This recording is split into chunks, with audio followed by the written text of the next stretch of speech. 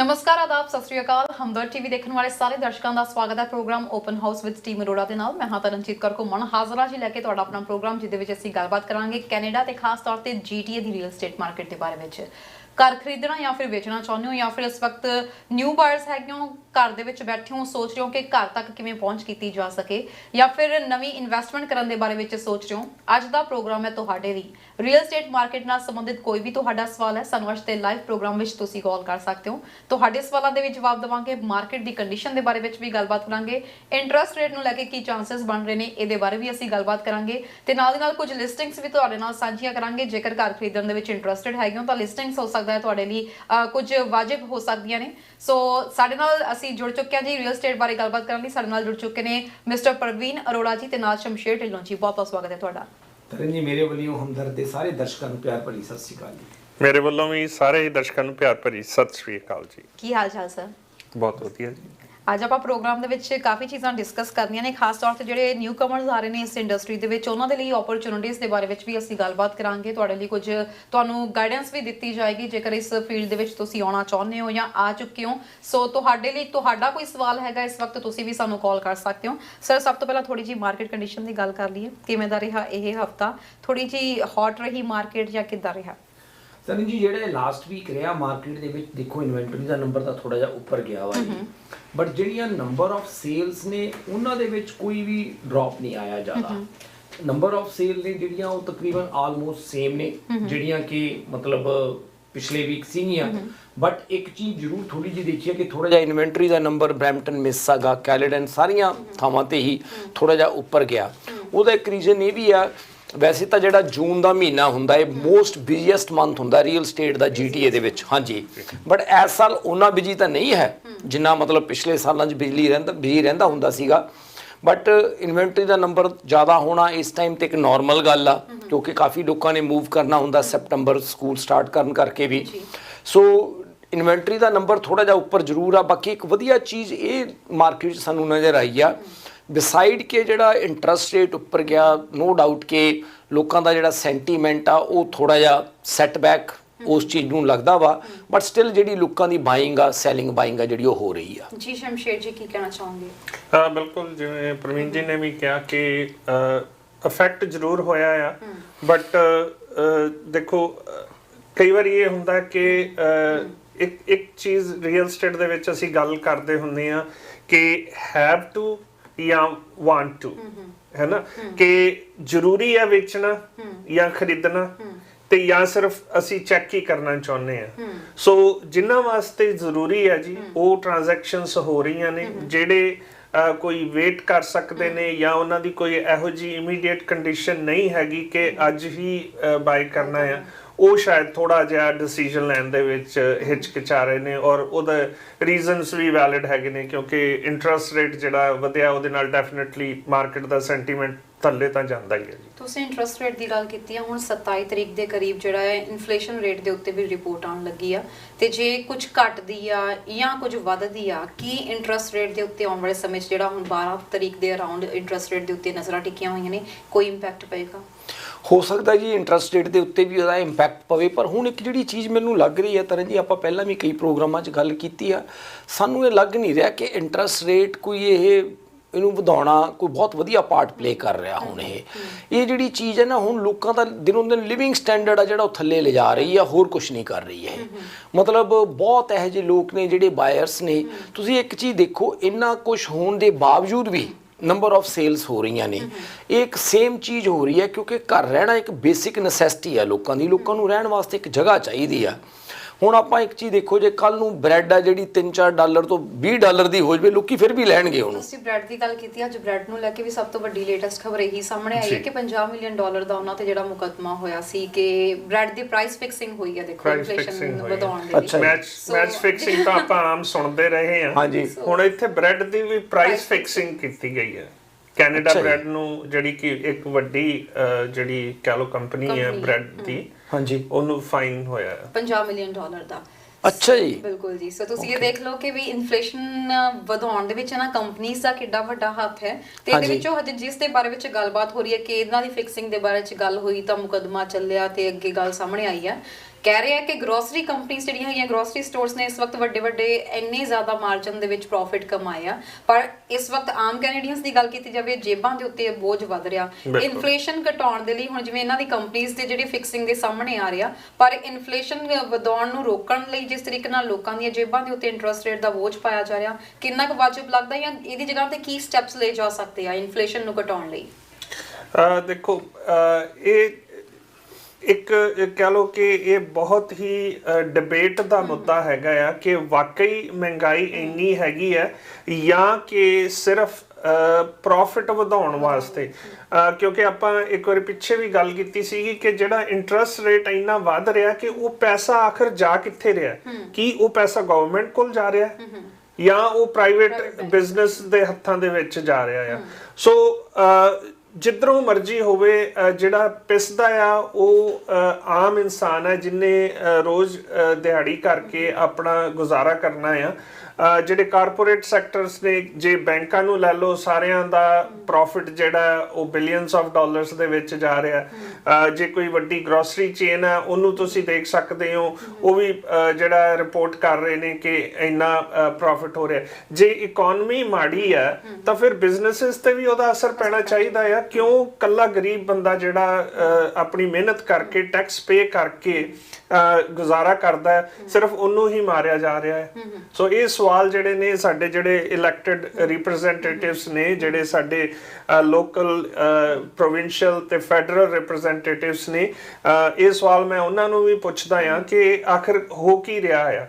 Canada ਨੂੰ ਲੈ ਕੇ ਹੁਣ ਜੋ ਖਬਰਾਂ ਸਾਹਮਣੇ ਆ ਰਹੀਆਂ ਨੇ ਕਿ ਜਿਹੜਾ ਸਪੈਸ਼ਲੀ ਕੈਨੇਡਾ ਦਾ ਯੂਥ ਹੈ ਇਸ ਵਕਤ ਇਸ ਗੱਲ ਨੂੰ ਤਾਂ ਬਿਲਕੁਲ ਮੰਨ ਚੁੱਕਿਆ ਵਾ ਕਿ ਘਰ ਉਹਨਾਂ ਲਈ ਅਫੋਰਡ ਕਰਨਾ ਅੰਟਿਲ ਅਨਲੈਸ ਪੇਰੈਂਟਸ ਕਿਸੇ ਤਰੀਕੇ ਦੀ ਲੰਮਸਮ ਅਮਾਉਂਟ ਦੇ ਲਈ ਹੈਲਪ ਨਹੀਂ ਕਰਦੇ ਹੈਗੇ, ਉਹਨਾਂ ਲਈ ਅਫੋਰਡ ਕਰਨਾ ਬਹੁਤ ਮੁਸ਼ਕਿਲ ਹੋ ਰਿਹਾ ਤੇ ਕੈਨੇਡਾ ਨੂੰ ਛੱਡ ਕੇ ਜਾਣਾ ਇੱਕ ਆਪਸ਼ਨ ਮੰਨ ਰਹੇ ਆ। ਇੱਕ ਪਾਸੇ ਅਸੀਂ ਇਮੀਗ੍ਰੈਂਟਸ ਨੂੰ ਬੁਲਾ ਰਹੇ ਆ, ਤਿੰਨ ਸਾਲਾਂ ਦੇ ਵਿੱਚ 1 ਮਿਲੀਅਨ ਆਣੇ ਆ ਸਾਡੇ ਨਿਊ ਇਮੀਗ੍ਰੈਂਟਸ, ਤੇ ਉੱਥੇ ਦੂਜੇ ਪਾਸੇ ਤੁਸੀਂ ਦੇਖ ਲਵੋ 10 ਸਾਲਾਂ ਵਿੱਚ 1 ਮਿਲੀਅਨ ਅਸੀਂ ਘਰ ਬਣਾ ਰਹੇ ਆ। ਸੋ ਘਰਾਂ ਨੂੰ ਲੈ ਕੇ ਆਲਰੇਡੀ ਸਰਕਾਰ ਕੋਲ ਕੋਈ ਵਿਉਂਤ ਨਹੀਂ ਹੈਗੀ, ਕੋਈ ਸਿਸਟਮ ਨਹੀਂ ਹੈਗਾ। ਇਮੀਗ੍ਰੈਂਟਸ ਨੂੰ ਅਸੀਂ ਬੁਲਾ ਰਹੇ ਹਾਂ। 2 ਸ਼ਹਿਰਾਂ ਦੇ ਉੱਤੇ ਸਭ ਤੋਂ ਵੱਧ ਇਸ ਵਕਤ ਬੋਝ ਪੈ ਰਿਹਾ 2 ਪ੍ਰੋਵਿੰਸਸ ਦੇ ਵਿੱਚ। ਇਹਦੇ ਬਾਰੇ ਕੀ ਕਹਿਣਾ ਚਾਹੋਗੇ, ਕਿਉਂਕਿ ਪ੍ਰੋਵਿੰਸਸ ਨੂੰ ਲੈ ਕੇ ਵੀ ਕੋਈ ਵੰਡ ਵਡਾ ਸਹੀ ਤਰੀਕੇ ਨਾਲ ਨਹੀਂ ਹੋ ਰਿਹਾ ਹੈਗਾ? ਦੇਖੋ ਤਰਨ ਜੀ, ਇਮੀਗ੍ਰੇਸ਼ਨ ਦਾ ਹੋਣਾ ਤਾਂ ਜ਼ਰੂਰੀ ਹੈ, ਇਹਦੇ 'ਚ ਕੋਈ ਦੋ ਰਾਏ ਵਾਲੀ ਗੱਲ ਨਹੀਂ ਹੈ, ਕਿਉਂਕਿ ਜਿੰਨਾ ਚਿਰ ਇੱਥੇ ਪਾਪੂਲੇਸ਼ਨ ਨਹੀਂ ਹੋਏਗੀ, ਇਕਨੋਮੀ ਨਹੀਂ ਗਰੋ ਕਰੇਗੀ, ਕੰਟਰੀ ਗਰੋ ਨਹੀਂ ਕਰਦਾ, ਕੰਟਰੀ ਡਿਵੈਲਪ ਨਹੀਂ ਹੁੰਦਾ। ਮਤਲਬ ਉਹ ਜਿਹੜੀਆਂ ਚੀਜ਼ਾਂ ਨੇ ਉਹ ਪਾਰਟ ਬਿਲਕੁਲ ਠੀਕ ਆ, ਬਟ ਇਹਦੇ 'ਚ ਜਿਹੜਾ ਇੱਕ ਡਿਫੀਕਲਟ ਪਾਰਟ ਮੈਨੂੰ ਲੱਗ ਰਿਹਾ, ਉਹ ਮੈਨੂੰ ਇੱਕ ਚੀਜ਼ ਨਹੀਂ ਸਮਝ ਆ ਰਹੀ ਕਿ ਜਿੱਦਾਂ ਅਸੀਂ ਗੱਲ ਕੀਤੀ ਹੈ, ਮੈਂ ਇੱਕ ਵਾਰ ਦੱਸਿਆ ਵੀ ਸੀ ਪ੍ਰੋਗਰਾਮ 'ਤੇ ਕਿ ਮੇਰੀ ਇੱਕ ਕਿਸੇ ਫਾਈਨਾਂਸ ਤੋਂ ਰਿਲੇਟਡ ਮੇਰੇ ਦੋਸਤ ਆ, ਉਹਨਾਂ ਨਾਲ ਵੀ ਮੇਰੀ ਗੱਲ ਹੋਈ ਸੀ ਇਸ ਚੀਜ਼ ਬਾਰੇ ਕਿ ਜਿਹੜਾ ਇੰਟਰਸਟ ਰੇਟ ਵੱਧ ਰਿਹਾ ਹੈ, ਜੇ ਦੇਖੋ ਗਰੋਸਰੀ ਬਾਕੀ ਸਾਰੀਆਂ ਚੀਜ਼ਾਂ ਦੇ ਪ੍ਰਾਈਸ ਤੇ ਕੋਈ ਫਰਕ ਨਹੀਂ ਪੈ ਰਿਹਾ, ਗਵਰਨਮੈਂਟ ਉਹਨਾਂ ਚੀਜ਼ਾਂ ਤੇ ਕੋਈ ਐਕਸ਼ਨ ਨਹੀਂ ਲੈ ਪਾ ਰਹੀਗੀ, ਤਾਂ ਆਪਾਂ ਸਿਰਫ ਇਸ ਚੀਜ਼ ਨੂੰ ਕਿਉਂ ਕਿਲ ਕਰ ਰਹੇ ਹਾਂ? ਇਹ ਜਿਹੜੀ ਚੀਜ਼ ਆ, ਇਹ ਚੀਜ਼ ਇਨਫਲੇਸ਼ਨ ਨੂੰ ਘਟਾ ਨਹੀਂ ਰਹੀਗੀ। ਜਿਹੜਾ ਇੰਟਰਸਟ ਰੇਟ ਜਿੱਦਾਂ ਇੰਨਾ, ਚਲੋ ਇੰਟਰਸਟ ਰੇਟ ਤਾਂ ਇੱਕ ਅਲੱਗ ਫੈਕਟਰ ਆ, ਕੁਆਲੀਫਾਈਂਗ ਰੇਟ ਇੰਨਾ ਜ਼ਿਆਦਾ ਵਧਾਉਣਾ, ਆ ਜਿਹੜੀਆਂ ਚੀਜ਼ਾਂ ਕਰਨੀਆਂ ਨੇ। ਹੁਣ ਪਤਾ ਕੀ ਹੋ ਰਿਹਾ ਤਰਨ ਜੀ, ਕਿ ਲੋਕੀ ਆਪਣੇ ਘਰ ਨੂੰ ਅਫੋਰਡ ਕਰਨ ਵਾਸਤੇ, ਮੈਂ ਪਹਿਲਾਂ ਵੀ ਕਈ ਵਾਰ ਦੱਸ ਚੁੱਕਿਆ ਕਿ ਪਹਿਲਾਂ ਬੇਸਮੈਂਟ ਰੈਂਟ ਕਰਦੀ ਸੀ, ਹੁਣ ਉੱਪਰਲੇ ਰੂਮ ਵੀ ਉਹਨਾਂ ਨੇ ਰੈਂਟ ਕਰਨੇ ਸ਼ੁਰੂ ਕਰਤੇ ਆ। ਔਰ ਮੈਨੂੰ ਇਹ ਚੀਜ਼ ਨਜ਼ਰ ਆ ਰਹੀ ਆ ਅੱਜ ਤੋਂ 10-15 ਸਾਲਾਂ ਤੱਕ, ਕਿਉਂਕਿ ਇਮੀਗ੍ਰੇਸ਼ਨ ਬਿਨਾਂ ਗਵਰਨਮੈਂਟ ਕੋਲ ਕੋਈ ਸੋਲੂਸ਼ਨ ਨਹੀਂ ਹੈ। ਉਸ ਤੋਂ ਬਿਨਾਂ ਜੇ ਇਹ ਇਮੀਗ੍ਰੇਸ਼ਨ ਇੱਦਾਂ ਹੀ ਰਹਿੰਦੀ ਹੈ, ਡਿਮਾਂਡ ਇੱਥੇ ਇੱਦਾਂ ਹੀ ਰਹਿੰਦੀ ਆ ਘਰਾਂ ਦੀ, ਤਾਂ ਆਉਣ ਵਾਲੇ 10-15 ਸਾਲਾਂ ਦੇ ਵਿੱਚ ਆਪਣੇ ਵੀ ਇੱਥੇ ਦਿੱਲੀ ਤੇ ਬੰਬੇ ਵਾਲਾ ਹਾਲ ਹੋਏਗਾ। ਜਾਂ ਤਾਂ ਕੋਈ ਬੰਦਾ ਬਹੁਤ ਅਮੀਰ ਹੋਏਗਾ ਜਾਂ ਬਹੁਤ ਹੀ ਗਰੀਬ ਹੋਏਗਾ। ਗਰੀਬ ਕਹਿਣ ਦਾ ਮਤਲਬ ਮੇਰਾ ਇਹ ਆ ਕਿ ਉਹ ਬੰਦੇ ਇੱਦਾਂ ਦੀ ਸਿਚੁਏਸ਼ਨ 'ਚ ਆ ਜਾਣਗੇ, ਉਹ ਘਰ ਹੀ ਨਹੀਂ ਅਫੋਰਡ ਕਰ ਪਾਉਣਗੇ, ਉਹ ਘਰ ਲੈ ਹੀ ਨਹੀਂ ਪਾਉਣਗੇ। ਔਰ ਜਿਹੜਾ ਬੰਦਾ ਇਹਨਾਂ ਟਾਈਮਾਂ ਦੇ ਵਿੱਚ ਘਰ ਆਪਣੇ ਮੇਨਟੇਨ ਕਰ ਗਿਆ, ਰੱਖ ਗਿਆ ਜਾਂ ਬਚਾ ਗਿਆ ਕਿਸੇ ਵੀ ਤਰੀਕੇ ਨਾਲ, ਉਹ ਬੰਦੇ ਨੇ ਅਮੀਰ ਕੈਟਾਗਰੀ 'ਚ ਆ ਜਾਣਾ, ਕਿ ਉਹ ਪ੍ਰਾਪਰਟੀਆਂ ਦੇ ਪ੍ਰਾਈਸ ਇੰਨੇ ਜ਼ਿਆਦਾ ਹੋਣਗੇ ਕਿ ਉਹਨਾਂ ਨੇ ਆਟੋਮੈਟਿਕਲੀ ਫਾਈਨੈਂਸ਼ਲੀ ਕਾਫੀ ਸਟਰੋਂਗ ਹੋ ਜਾਣਾ ਉਹਨਾਂ ਬੰਦਿਆਂ ਨੇ। ਔਰ ਜਿਹੜੇ ਇਹ ਲੋਕ ਨੇ ਇੱਥੇ, ਉਹ ਲੋਕੀ ਹੁਣ ਕੀ ਕਰਨਗੇ, ਉੱਪਰ ਕੋਈ ਹੋਰ ਰਹਿ ਰਿਹਾ, ਥੱਲੇ ਕੋਈ ਹੋਰ ਰਹਿ ਰਿਹਾ, ਇਸ ਕਮਰੇ 'ਚ ਕੋਈ ਹੋਰ ਫੈਮਿਲੀ ਰਹਿ ਰਹੀ ਹੈ, ਇਸ ਕਮਰੇ 'ਚ ਕੋਈ ਹੋਰ ਫੈਮਿਲੀ ਰਹਿ ਰਹੀ ਹੈ। ਉਹ ਜਿਹੜਾ ਕਲਚਰ ਆ ਉਹ ਇੱਥੇ ਆਪਾਂ ਨੂੰ ਵੀ ਦੇਖਣ ਨੂੰ ਮਿਲੂਗਾ, ਜਿਹਦੇ ਕਰਕੇ ਲੋਕ ਇਸ ਕੰਟਰੀ ਦੇ ਵਿੱਚ ਆਉਂਦੇ ਸੀਗੇ। ਇਸ ਕੰਟਰੀ 'ਚ ਆਉਣ ਦਾ ਜਿਹੜਾ ਸਭ ਤੋਂ ਵੱਡਾ ਰੀਜ਼ਨ ਸੀਗਾ ਜੀ, ਉਹ ਇਹ ਰੀਜ਼ਨ ਸੀਗਾ ਇਸ ਕੰਟਰੀ ਦੇ ਵਿੱਚ ਆਉਣ ਦਾ ਕਿ ਇੱਥੇ ਆ ਕੇ ਤੁਹਾਨੂੰ ਇੱਕ ਵਧੀਆ ਮਿਡਲ ਕਲਾਸ, ਜਿਵੇਂ ਕਹ ਲਓ ਵਧੀਆ ਤੁਸੀਂ ਲਾਈਫ ਬਤੀਤ ਕਰ ਸਕਦੇ ਸੀਗੇ, ਤੁਸੀਂ ਇੱਕ ਘਰ ਅਫੋਰਡ ਕਰ ਸਕਦੇ ਸੀ, ਤੁਸੀਂ ਇੱਕ ਡੀਸੈਂਟ ਗੱਡੀ ਅਫੋਰਡ ਕਰ ਸਕਦੇ ਸੀਗੇ, ਤੁਸੀਂ ਵਧੀਆ ਫੂਡ ਖਾ ਸਕਦੇ ਸੀਗੇ, ਤੁਹਾਡੇ ਕੋਲ ਵਧੀਆ ਚੀਜ਼ਾਂ ਹੁੰਦੀਆਂ ਸੀਗੀਆਂ, ਤੁਸੀਂ ਇੱਕ ਆਮ ਐਵਰੇਜ ਜੌਬ ਕਰਕੇ ਵੀ ਉਹ ਚੀਜ਼ਾਂ ਅਫੋਰਡ ਕਰ ਸਕਦੇ ਸੀ। ਹੁਣ ਮੈਨੂੰ ਇਹ ਲੱਗ ਰਿਹਾ ਕਿ ਉਹ ਐਵਰੇਜ ਜੌਬ ਕਰਕੇ ਵੀ, ਕੱਲ ਮੈਂ ਗਿਆ ਸੀ, ਹਾਲਾਂਕਿ ਕਈ ਚੀਜ਼ਾਂ ਮੈਨੂੰ ਖੁਦ ਨਹੀਂ ਪਤਾ ਹੁੰਦੀਆਂ, ਮੇਰੇ ਨਾਲ ਇੱਕ ਸਾਡੇ ਪ੍ਰੀ ਕੰਸਟਰਕਸ਼ਨ ਜਿਹੜਾ ਦੇਖਦੇ ਆ ਲੜਕਾ, ਉਹ ਮੇਰੇ ਨਾਲ ਸੀਗਾ, ਤੇ ਮੈਂ ਉੱਥੇ ਵੈਸੇ ਹੀ ਗੱਲ ਚੱਲੀ, ਸਕੁਅਰ 1 ਦੇ ਕੋਲ ਅਸੀਂ ਸੀਗੇ, ਤੇ ਮੈਂ ਉਹਨੂੰ ਪੁੱਛਿਆ ਵੀ ਅੱਜ ਕੱਲ੍ਹ ਇੱਥੇ ਆਪਣੇ ਅੰਸ਼ੁਮਨ ਰੈਂਟ ਵਗੈਰਾ ਕਿਸ ਤਰ੍ਹਾਂ ਹੁਣ ਆਪਾਂ ਜਿਹੜੇ ਯੂਨਿਟਸ ਵੇਚ ਰਹੇ ਆ, ਤਾਂ ਉਹ ਮੈਨੂੰ ਕਹਿੰਦਾ ਪ੍ਰਵੀਨ ਵੀ ਹੁਣ ਇੱਥੇ ਜਿਹੜਾ ਆਪਾਂ ਇੱਕ ਬੈਡਰੂਮ ਦਾ ਵੀ ਜਿਹੜਾ ਯੂਨਿਟ ਆ ਉਹ ਵੀ ਆਪਾਂ $2200-2300 ਨੂੰ ਰੈਂਟ ਕਰ ਰਹੇ ਆ, ਔਰ ਉਹਦੇ ਤੇ ਵੀ 5-5 6-6 ਆਫਰਾਂ ਨੇ। ਔਰ ਮੈਂ ਕਹਿ ਰਿਹਾ ਸੀ ਵੀ ਇੱਥੇ ਤਾਂ ਇੰਨੇ ਟਾਵਰ ਅੰਸ਼ੁਮਨ, ਇੱਥੇ ਅੱਜ ਕੱਲ੍ਹ ਵੀ ਆਪਾਂ ਨੂੰ ਕੋਈ ਪ੍ਰੋਬਲਮ ਆ ਰਹੀ ਆ ਵੀ ਇੰਨੀਆਂ ਰਿਸਪੌਂਸ ਆ ਰੈਂਟ ਦਾ? ਉਹ ਕਹਿੰਦਾ ਹਜੇ ਵੀ ਇੱਥੇ ਮਤਲਬ ਯੂਨਿਟ ਨਹੀਂ ਮਿਲਦਾ ਇੰਨੇ ਹੋਣ ਦੇ ਬਾਵਜੂਦ। ਸਰ ਜਿਵੇਂ ਇਹਨਾਂ ਨੇ ਤੁਸੀਂ ਗੱਲ ਕੀਤੀ ਆ, ਇਸ ਵਕਤ ਬਾਇੰਗ ਪਾਵਰ ਕੰਟਰੋਲ ਕਰਨ ਦੇ ਲਈ ਲੋਕਾਂ ਦੇ ਹੱਥ ਬੰਨਣ ਦੀ ਕੋਸ਼ਿਸ਼ ਕੀਤੀ ਜਾ ਰਹੀ ਆ, ਪਰ ਕੀ ਇਹ ਬਾਇੰਗ ਪਾਵਰ ਕੰਟਰੋਲ ਸਿਰਫ ਰੀਅਲ ਏਸਟੇਟ ਮਾਰਕੀਟ 'ਚ ਹੀ ਕਰਨੀ ਹੈ? ਬਾਕੀ ਵੀ ਹੋਰ ਚੀਜ਼ਾਂ ਹੈਗੀਆਂ ਨੇ, ਉਹ ਕੰਟਰੋਲ ਕਰਨ ਦੇ ਚੱਕਰ ਦੇ ਵਿੱਚ ਲੋਕਾਂ ਦੀ ਇਸ ਵਕਤ ਜਿਵੇਂ ਤੁਸੀਂ ਗੱਲ ਕੀਤੀ ਹੈ ਸਟੈਂਡਰਡ ਆਫ ਲਿਵਿੰਗ ਨੀਚੇ ਜਾਈ ਜਾ ਰਹੀ ਹੈ, ਇਸ ਵਕਤ ਉਹਨਾਂ ਨੇ ਗਰੋਸਰੀ ਤੱਕ ਅਫੋਰਡ ਕਰਨਾ ਮੁਸ਼ਕਿਲ ਹੋਇਆ ਪਿਆ। ਬਿਲਕੁਲ ਜੀ, ਲੋਕੀ ਕਰਨਗੇ ਕੀ ਜੀ ਹੁਣ ਬਾਕੀ ਸਾਰੀਆਂ ਚੀਜ਼ਾਂ ਨੂੰ ਕੱਟ ਕਰਕੇ, ਕਿਉਂਕਿ ਆਪਣੇ ਰਹਿਣ ਵਾਸਤੇ ਉਹਨਾਂ ਨੂੰ ਕੋਈ ਨਾ ਕੋਈ ਤਾਂ ਜਗ੍ਹਾ ਚਾਹੀਦੀ ਹੈ ਨਾ ਜੀ। ਹੁਣ ਤੁਸੀਂ ਇੱਕ ਚੀਜ਼ ਦੇਖੋ, ਜਿੱਦਾਂ ਆਪਾਂ ਗੱਲ ਕਰਦੇ ਆ ਦਿੱਲੀ ਬੰਬੇ ਦੇ ਵਿੱਚ, ਉੱਥੇ ਕੀ ਹੁੰਦਾ ਕਿ ਜੇ ਤੁਹਾਡੇ ਕੋਲ ਰਹਿਣ ਵਾਸਤੇ ਜਗ੍ਹਾ ਹੈਗੀ ਹੈ ਨਾ ਜੀ, ਤਾਂ ਤੁਸੀਂ ਬਹੁਤ ਲੱਕੀ ਹੋ ਉੱਥੇ ਕਿ ਤੁਹਾਨੂੰ ਬਾਹਰ ਨਹੀਂ ਕਿਤੇ ਸੌਣਾ ਪੈਂਦਾ।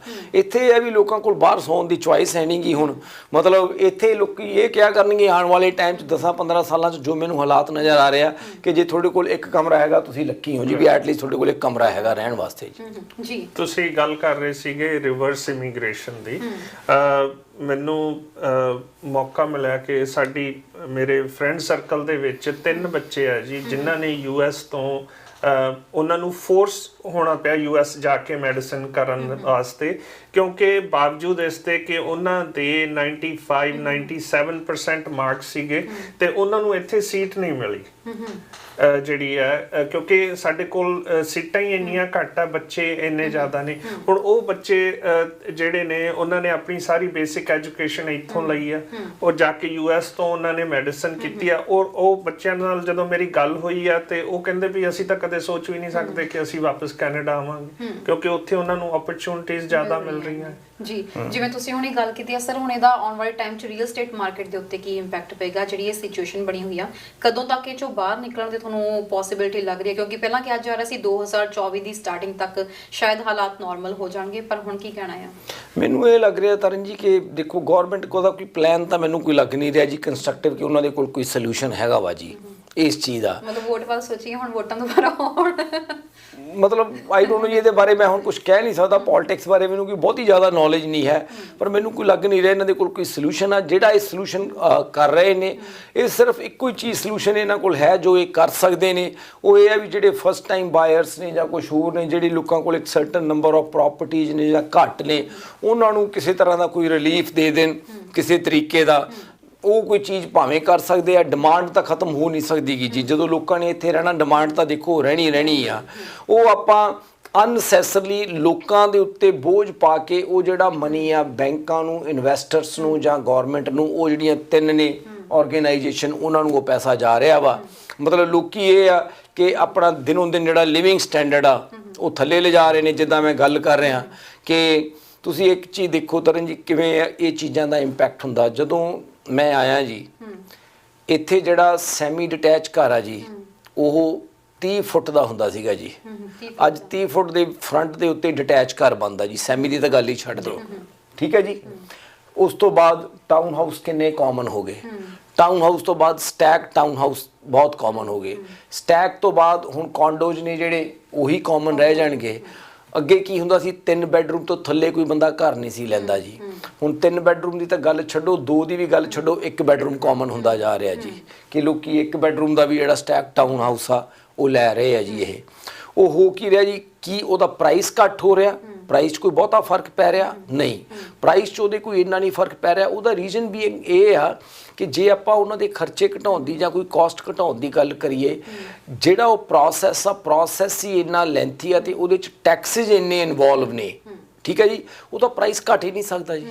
ਉਹ ਮਤਲਬ ਚਾਹੇ ਜਿੰਨਾ ਮਰਜ਼ੀ ਕੋਈ ਵੀ ਬਿਲਡਰ ਆਪਣੀ ਪਾਕਟ 'ਚੋਂ ਪੈਸੇ ਪਾ ਕੇ ਉਹ ਕੋਈ ਚੀਜ਼ ਨਹੀਂ ਕਰੂਗਾ ਜੀ। ਉਹ ਤਾਂ ਜੇ ਗਵਰਨਮੈਂਟ ਉਹਦਾ $2 ਟੈਕਸ ਵਧਾਉਂਦੀ ਹੈ ਤਾਂ ਉਹ ਆਪਣਾ ਮਾਰਜਨ $5 ਵਧਾਉਂਦੇ ਆ ਜੀ।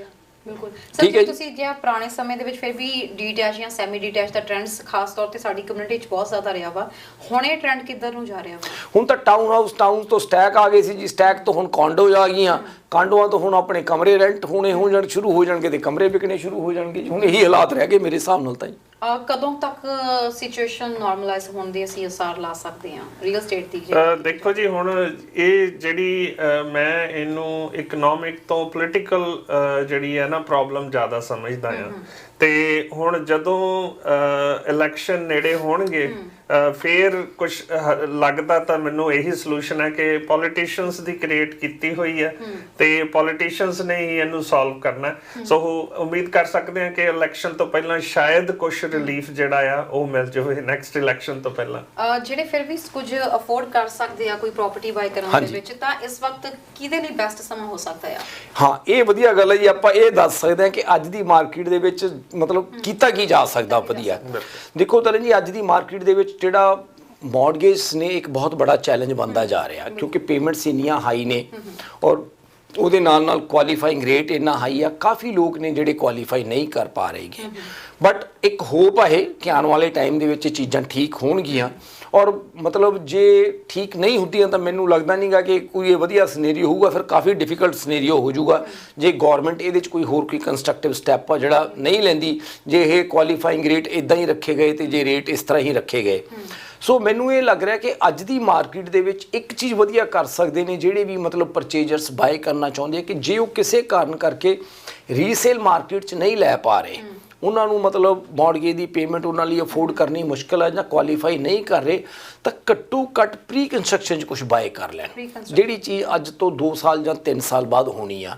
ਹਜੇ ਵੀ ਕੈਨੇਡਾ ਦੇ ਵਿੱਚ ਜਿਹੜਾ ਸਿਸਟਮ ਆ ਉਹ ਕਾਫੀ ਵਧੀਆ ਇਸ ਗੱਲੋਂ, ਜਾਂ ਆਪਾਂ ਕਹਿ ਲਈਏ ਕਿ GTA ਦੇ ਵਿੱਚ ਸਿਸਟਮ ਕਾਫੀ ਵਧੀਆ ਦੁਨੀਆ ਦੇ ਹੋਰ ਕਈ ਕੰਟਰੀਜ਼ ਦੇ ਨਾਲੋਂ, ਕਿਉਂਕਿ ਜਿੱਥੇ ਕੀ ਹੁੰਦਾ ਕਿ ਜਿੱਥੇ ਕੋਈ ਨਵੀਂ ਕੰਸਟਰਕਸ਼ਨ ਹੁੰਦੀ ਹੈ ਉੱਥੇ ਸ਼ਿਓਰਟੀ ਹੁੰਦੀ ਹੋਈ ਨਹੀਂ ਹੈ ਕਿ ਉੱਥੇ ਉਹ ਪ੍ਰੋਜੈਕਟ ਕਲੋਜ਼ ਹੋਣੇ ਜਾਂ ਨਹੀਂ ਹੋਣੇ।